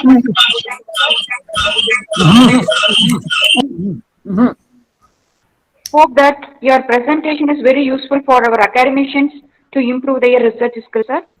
Shall we go for interaction, sir? Yes, sir. Yes, ma'am. Yes, ma'am. I'm ready. 3 questions raised by Dr. Perumal Vinayagam. Ah. First one is, in some papers, policy suggestions are given, but in many papers it is not given. Whether the policy suggestions are necessary or not. Yes, ma'am. First question. Then, Second one, briefly tell us what is panel data. okay. Next one, is there any difference between statement of the problem and research gap?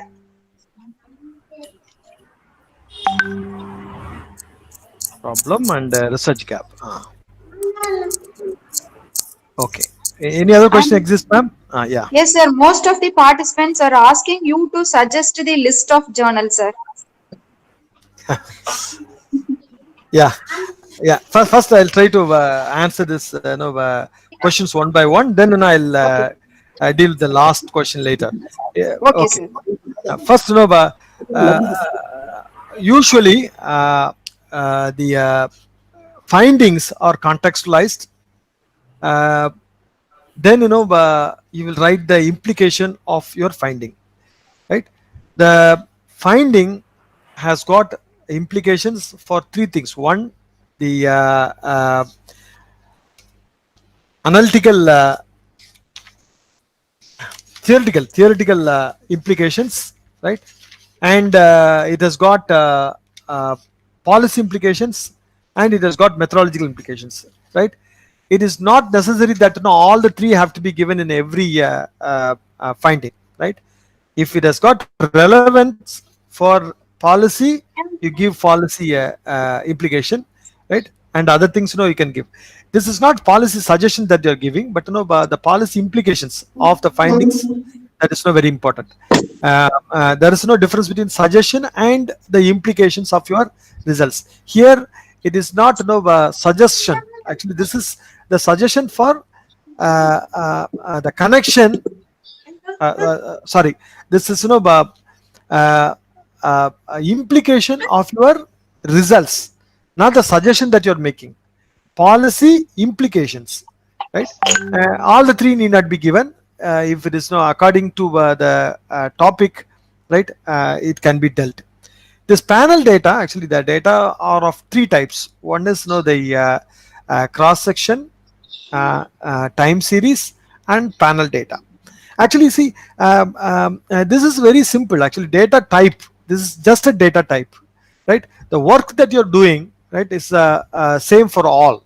The cross section, time series, or panel, right? Irrespective of the data type, right? You do only the same kind of data analysis. For example, if you are running a regression model, regression model is very, very important. That is the model which gives you the nature. Yeah. It talks about the nature and the quantum of relationship between the phenomena, right? It can be done for any data, actually cross section, time series, or panel. What is this panel? No, why? How this panel data is different from the other 2? Panel, this cross section will have only the cross sectional data measured for a time, particular time. For example, the COVID counts the number of people tested positive for a day in different states. In different states, Tamil Nadu, Kerala, Andhra Pradesh, all those things are given, right?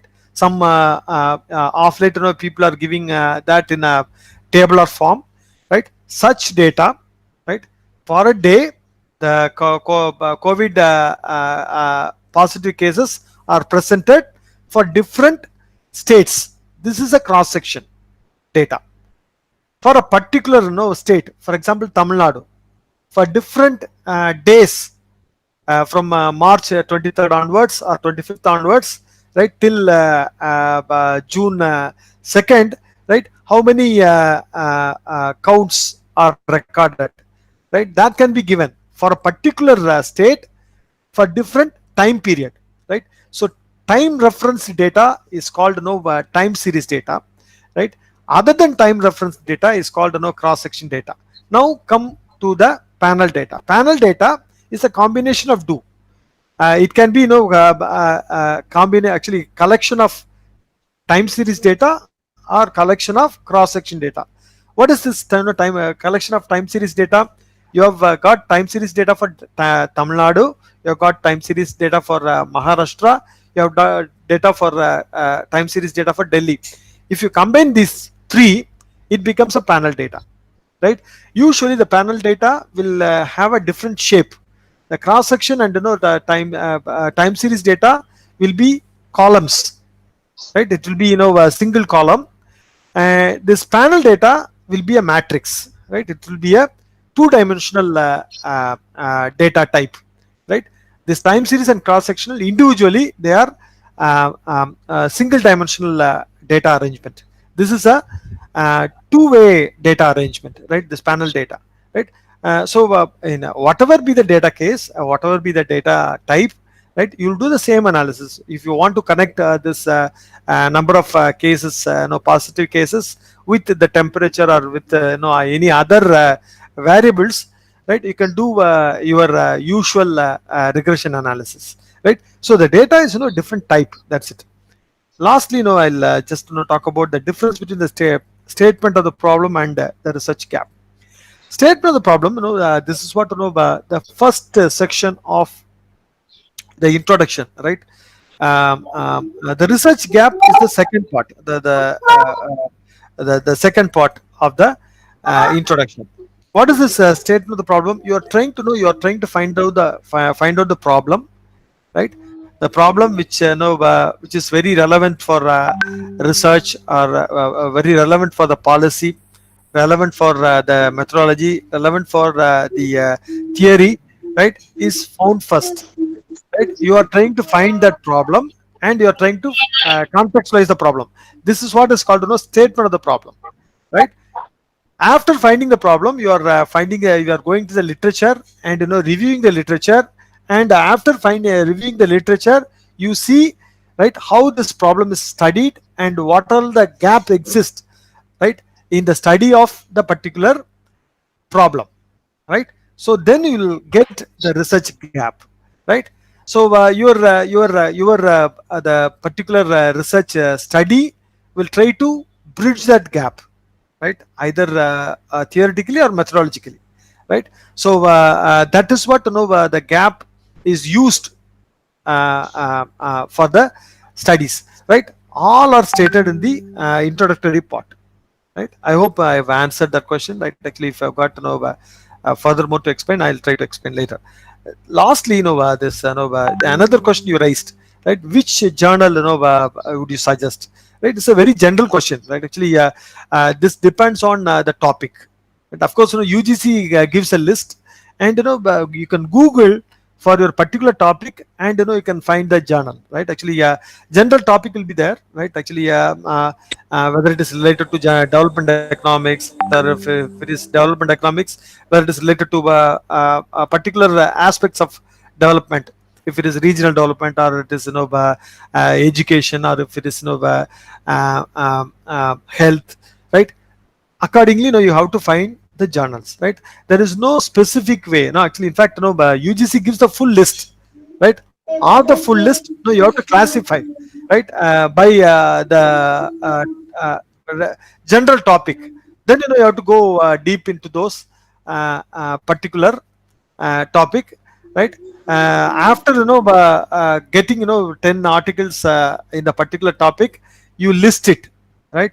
You select, and then you analyze and send. Actually, this is there is no general answer for the question for that. I can only give you the way to shortlist the article. Actually, general articles are there, list is there, right? Everywhere is there. GEL provides and UGC also provides. Journal of Economic Literature gives you a full list.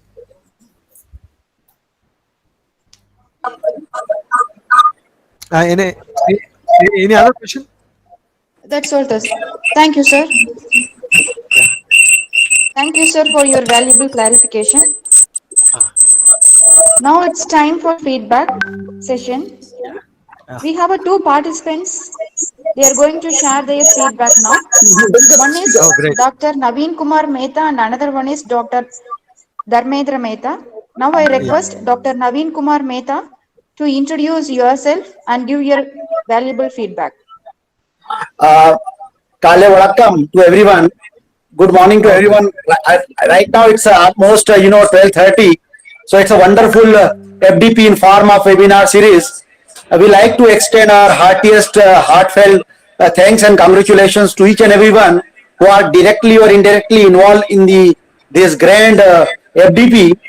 I am Dr. Naveen Mehta, working as an associate professor at the Sanchi University of Buddhist Indic Studies, Barla, which is very near to a very historical and monument site, Sanchi.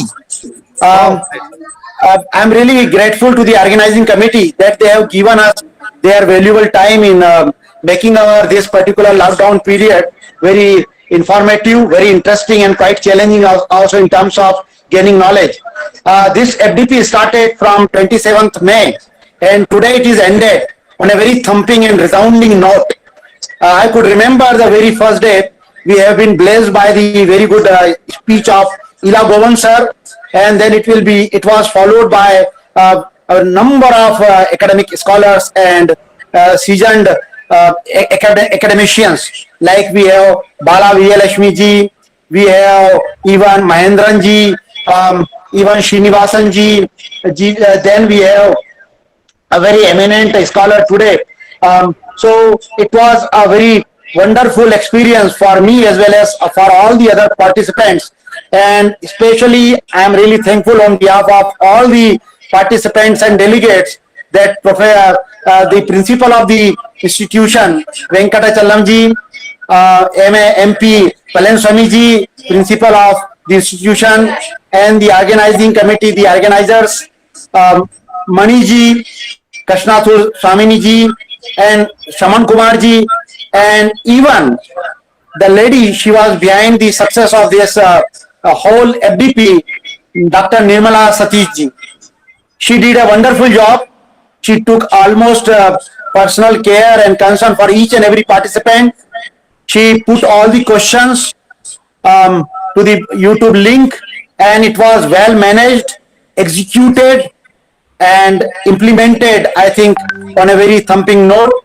So I must congratulate to the organizing committee, each and everyone who was behind the grand success of this wonderful FDP.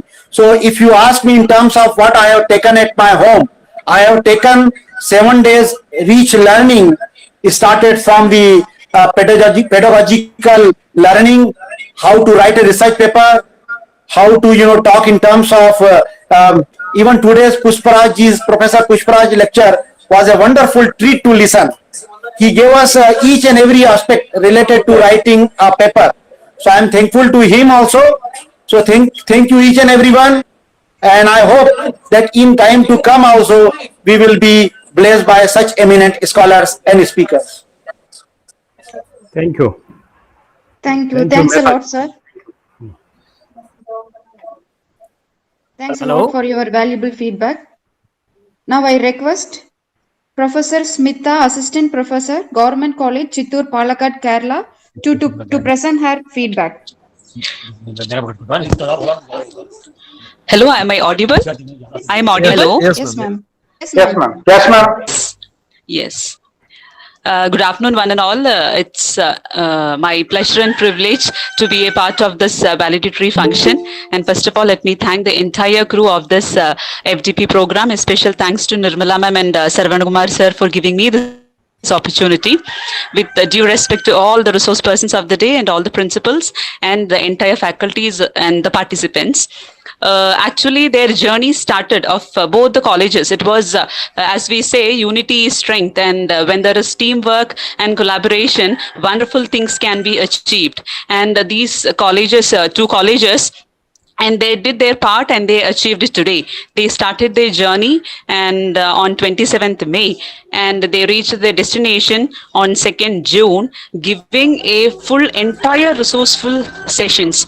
Right from that is they had a diversified that is they have a diversified planning of different sessions. There is no duplications of the topic throughout the 7 days. That took continuous 7 days, and this they could have achieved only mainly because of their sincere hard work and dedication. Why? Because we had exemplary. Some of 2 or 3 sessions were exemplary, and one being today's session, Pushpa Raj search session, and. That too, we had several topics on sustainable development. We had the topics on what is the impact of this pandemic on Indian economy, and in such an pandemic situation, how can we make use of this technology in order to reach out our teaching and learning practices, to reach out our students, and what we can give to them, and what we have taken the modifications in our teaching learning techniques that we have made. And it was exemplary, and I take this opportunity to thank the conveners and especially the organizing secretaries. A grateful, sincere, and heartfelt gratitude for your efforts, sir. Thank you. Thank you, ma'am. Thank you, ma'am. Okay, sir. Now Thank I you. request Dr. Dharmendra Mehta to give the feedback. Yes, thank you, madam. Yes, Let sir. me introduce first of all myself. I am Okay. speaking from 5,000 years old city of Ujjain, where the Lord Krishna formerly got graduated. I am speaking from Madhya Pradesh, Ujjaini, a place where Lord Krishna got his formal education. And I thoroughly enjoyed all 7 days hard work done by the organizing team, especially both principals, sir, Professor Venkatachalam, sir, and Professor Panniswamy, sir. And even words are less to express my distance and thanks to the all organizers, how wonderfully they have done hard work in the lockdown period. I am able to recall my first session and the care offered by Mr. Mani, Madam Nirmala Madam, Satish Madam, and everybody behind the organizing team. They did not only ensure the proper attendance, but they also ensured very timely feedback. And you will be surprised to know, I've been attending right from 11 o'clock today's session, but since I have two devices, I was parallelly attending on the YouTube also. And to my surprise, in any FDP, on the last day, 300 plus people still attending on YouTube. Really, my heartfelt thanks to the wonderful arrangements of the organizers. It is very difficult, Nirmala Madam and all organizers, both principals, sir, that in the last session, after listening 6.5 days, almost running 7 days, the people numbering 300 plus, 320, 334, still available on YouTube and enjoying our knowledge sessions. Every session was better than the another one by one. Be it the first session on the IQAC, on the higher education system, and today's session by Professor, our expert from the Professor Pushpa Raj sir, was really gem of the speech. Today I can recall in my last year or so, one of the best speech I have come across. And Mr. Mani was making hard efforts Madam Nirmala Satish Madam was making hard efforts, and all the persons, Shravan Kumar sir, then the Dr. Nirmala, Dr. Krishna Kulaji, my pronunciation may be wrong, Palaniswamy sir, Principal Venkatachalam sir, the number of emails, the number of WhatsApps, wonderful attachment, it's like a family unit they have created of 300 plus participants. So each session was having its own rich content in terms of presentation, in terms of audio quality. We are attending all webinars, seminars, but the audio quality, the video quality, proper feedback, timely, ample opportunity given to the participant. In each respect, it was a very, very wonderful take back home experience. And I am speaking almost from 2000 kilometers away from Ujjaini, Madhya Pradesh. Technology really made us that I am sitting in Erode. I am sitting in Tamil Nadu and enjoying the session. So, given the time constraint of our speaker, sir, Pushpa Raj sir, and principal, sir, all good things come to an end. So before I say Nandari, goodbye to everybody. All thanks to Mani sir, Pushpa Raj sir, Nirmala madam, and principal sir. Thank you very, very much. Nandari. Thank you. sir. Thank Thanks you a so lot, much. sir. Thank you, I sir. request one more participant, Dr. Nagesh Kumari Madam, former Associate Professor, Department of Economics, PSDR Krishnamal College for Women, Coimbatore, to give her feedback.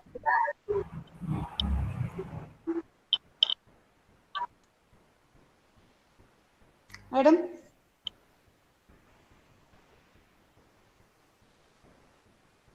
Hello madam, mike மியூட்ல இருக்குங்க.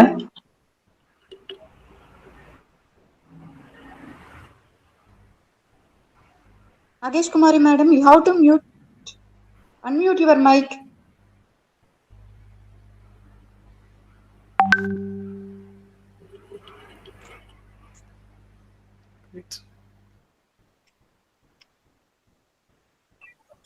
Hello.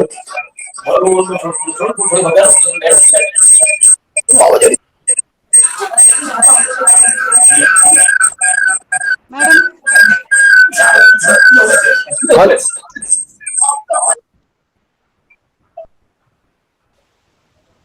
Hello. Ma'am, good afternoon, Yes, ma'am. madam, audible, please. This is Nagesh Kumari from United States of America. Now the time Are you in 3:30. USA now? Very fortunate. Thank you. Thank you, sir. Respected professors and dignitaries of the program. At the outset, I would like to thank the organizers of the 7 days faculty development program on pedagogical methods suitable for a pandemic situation, a webinar series held from 27th May 2020 to 2nd June 2020, for having given me the opportunity to participate in the program. Thank you, sir. Regarding the feedback, since the number is increasing, better to recall the sessions. The first day, Dr. Ilangovan, Vice Chairman, Tamil Nadu Water Resource Department, Chennai, he delivered the lecture on environmental management for sustainable development. I think the impact of the speech fine-tuned us the mindset of the participants to face the challenges with the high immunity power during this COVID crisis. And the second day, Dr. K. Perumal, the director, WCS Vision Academy, Chennai, addressed the concepts on stress management and highlighted the skills to improve the external factors, which were very useful, especially during this crisis period. And I think all the participants, including myself, understood that we should change ourselves before we expect the others to change. And the importance of expressing problems in a polite manner while discharging our duties is very, very essential.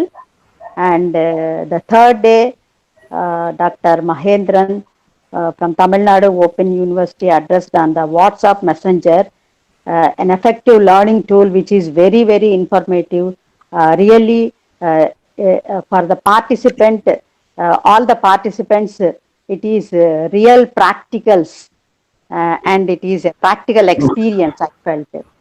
And the fourth day, Professor R. Balasubramaniam, the former HOD of PG Vaishnavi College, he enlightened the beneficiaries of this program to understand the impact of COVID-19 on Indian economy. And it is clear that in the future will be flimsy future, and the agriculture contributions will be more in future. And the session mates to find the opportunities out of threatening situations. And the fifth day, the especially Dr. Bala Vijayalakshmi from PSGR Krishnamal College, she experienced the quality norms of the NAC, which ultimately improved the teaching learning process. And her speech on the role of IQAC in higher education had a very good positive impact on the minds of the participants of this online program in the quality upliftment process. Really, it is very excellent speech. Then the sixth day, Dr. Srinivasan from National Council of Educational Research and Training, New Delhi, he addressed the best practices in teaching learning with ICT for economics. And he has highlighted the websites like www.economicsnetwork.ac.uk, www Ideas for India. All these important websites are very much useful for the teaching fraternity, especially for economics professors in the ICT world. Especially, he made the participants to realize the opportunities in teaching and learning process by comparing the past with the present ICT world. We can remember our PhD program during 1980s, where in Bharatiyar University economics department has only one computer, one or two computers, where the researchers are allowed only after 5 o'clock. That too, we had a fear even to touch the computer. That was the trend during 1980s. But now we can see how the internet is used even a small child by a small child. So these teachers, they can understand, especially the freshers that can understand the importance of ICT in the modern economy, especially in teaching process. And the last day, that is today, Dr. S. Pushpa Raj, the well-known econometrician from Madurai Kamaraj University, he has given the elaborate, detailed points regarding the writing and publishing scientific research papers, which kindled the urge in the minds of young faculty in publishing the real-time research work to become a teacher come researcher, which is the need of the hour. And it is concluded that the webinar enables the participants to identify their negatives as well as positives to ensure quality education for the youth, coming youth in building the national process.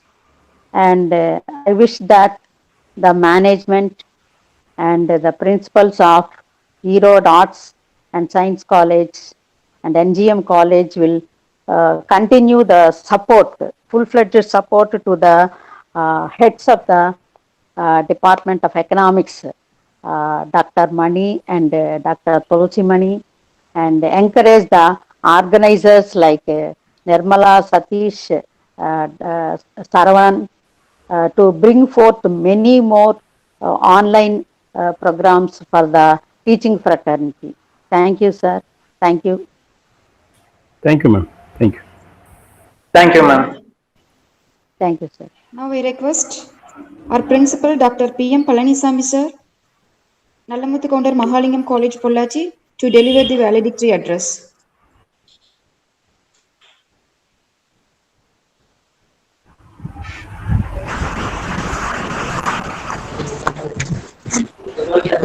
ஆடியபிளா இருக்கா? Yes, sir. Sir, it's audible. கேக்குங்களா? So, கேக்குதுங்க. Hello கேக்குது sir, நல்லா கேக்குது sir. Hello கேக்குதுங்க Sir, sir, கேக்குதுங்க sir. Please.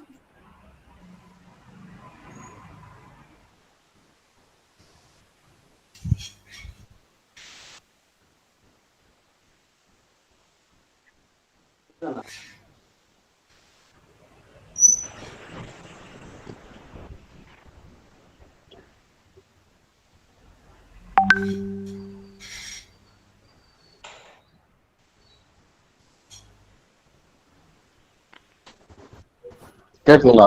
கேக்குது கேக்குதுங்களா? சார், நல்லா கேக்குது. ஹலோ ஹலோ ஆடியபிளா இருக்குங்களா? Yes sir, we are audible. Okay okay sir. Okay okay. Good afternoon. Good afternoon to one and all. Okay, okay. Good afternoon to one and all. I take this opportunity to thank the guest.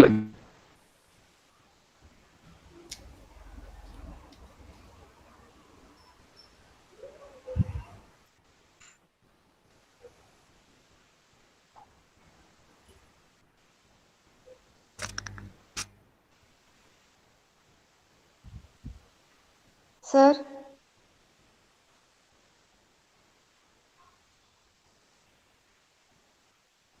Saravanan, sir. Yes, ma'am. Sir, continue பண்ணல. ஆமா. Hello Palanisamy sir continue ஆகலைங்க sir, voice வரலைங்க. Bala Vijayalakshmi. Okay. Audio வரலைங்களா? இப்ப வருதுங்க வருதுங்க sir. Sir, வருதுங்க please sir. இப்ப வருது.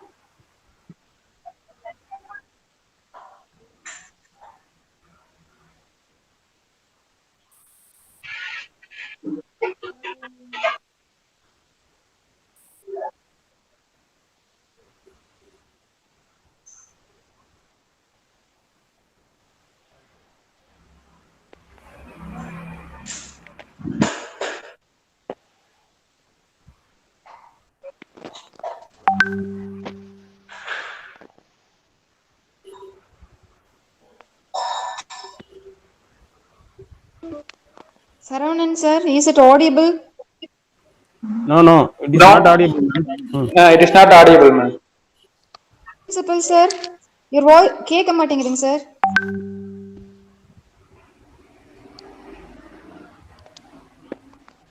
கேட்க மாட்டேன்னு நம்ம சொல்றது அவர் கேக்குதா? அது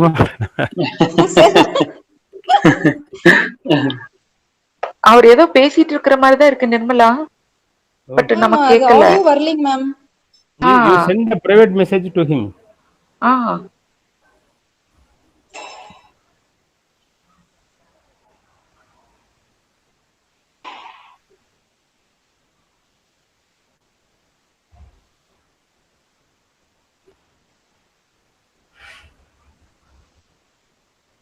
hello principal sir, video off பண்ணுங்க sir.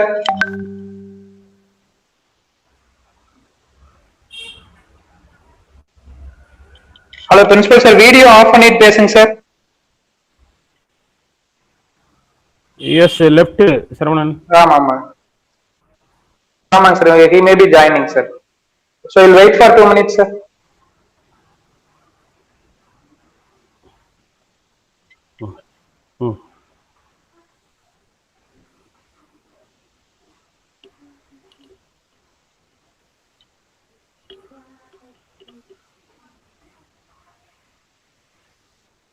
Nirmala? Ma'am? Nirmala? In between, shall I share few words? Yes, sure, ma'am. Okay, ma'am. Okay, sir. Thank you, sir. Good morning, one and all. Thank you, Professor Pushpa Raj, sir, for your informative and useful lecture. First of all, I expressed my sincere thanks to both the management and also principals, convener, for their coordination and assistance for conducting the 7 days faculty development program successfully. In this occasion, I congratulate coordinators Dr. Nirmala Satish and Dr. Saravana Kumar for their sincere effort and hard work for organizing such a wonderful and useful program. I also appreciate all the participants who are from all over India for their keen interest in participating in this program. I also extend my sincere thanks to Dr. Mehta, Dr. Smita Anish, Dharmendra Mehta, and Dr. Nakesh Kumari for their appreciation and excellent feedback. Once again, I thank you. One and all. Thank you, ma'am. Thank you. Okay, sir. Thank you, ma'am. Thank you, sir. Nirmala ma'am பேசுனீங்களா சார்கிட்ட கேது principal சார்கிட்ட Sir, might be joined. He has already, he has again joined. Yeah. Join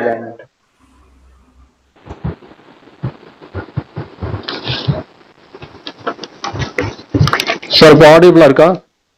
ஆடிபிளா இருக்குங்க sir. ஓகேங்க sir. Okay sir. Hello, நல்லா கேக்குதுங்க sir. Hello, கேக்குதுங்களா sir? நல்லா கேக்குது sir. Good afternoon. I take this opportunity to thank the guest speaker, Dr. S. Pushpa Raj, Head Department of Econometrics, Madurai Kamaraj University, Madurai. He has enlightened the audience on the topic writing and publication of scientific research papers. It is really a wonderful topic.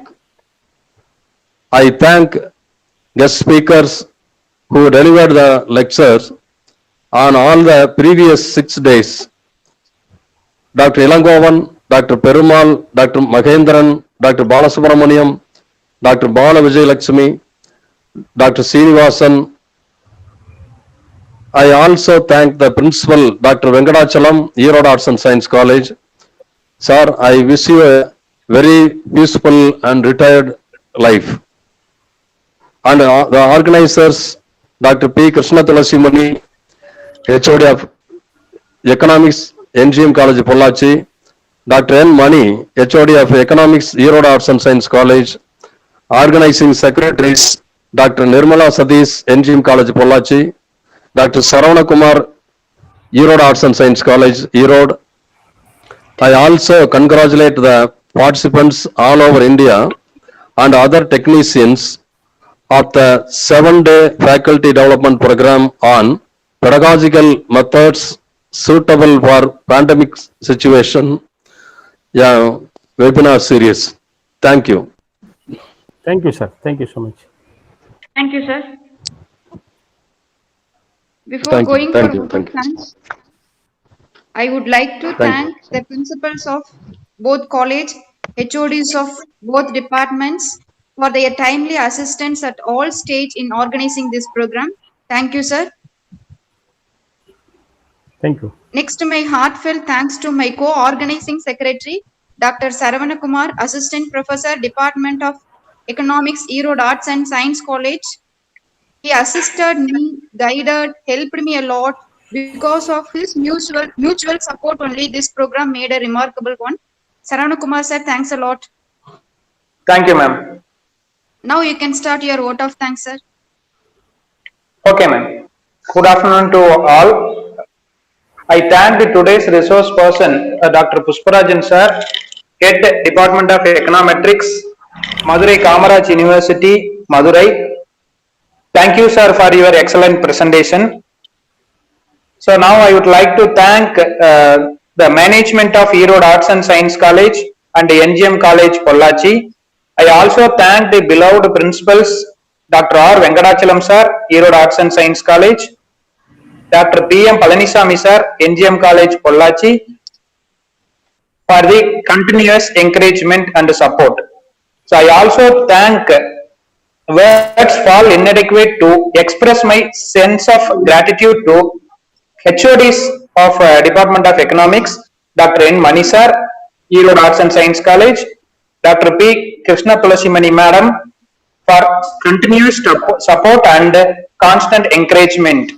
So once again thank you, sir and ma'am. So I remember and recall the efforts and pain Second by Organizing Secretary Dr. Nirmala Satish, NGM College, Pollachi, for coordinating the 7 days faculty development program, a grand success. Thank you, ma'am. So I also thank Dr. Dharmendra Mehta from Ujjain, Dr. P. Smita from Kerala. So I also thank Nagesh Kumari Madam. So I also thank Navin Kumar Mehta for their valuable feedback and observation about the 7 days faculty development program. So I once again thank you to all. So my special thanks and sincere thanks goes to participants of this 7 days faculty development program, a grand success. So I wholeheartedly thankful to all the participants within the state and outside the state of India. So I also thank the staff members of Department of Economics, Erode Arts and Science College and NGM College, Pollachi for their support for organizing this 7 days faculty development webinar series. I also thank, special thanks goes to all the 7 days resource persons. So they are excellent presentation and answered all the questions. I once again thank you, sir, for all the resource persons. Finally, so I thank the Anuj Ithal Trust for organizing and coordinating given technical support for the 7 days webinar series. I thank you, Manoj. So I also thanks once again all the participants and resource persons, also principals, also conveners. So I thank you one and all. Thank you so much. Thank you, sir. Thank you, sir. Thank you. Okay.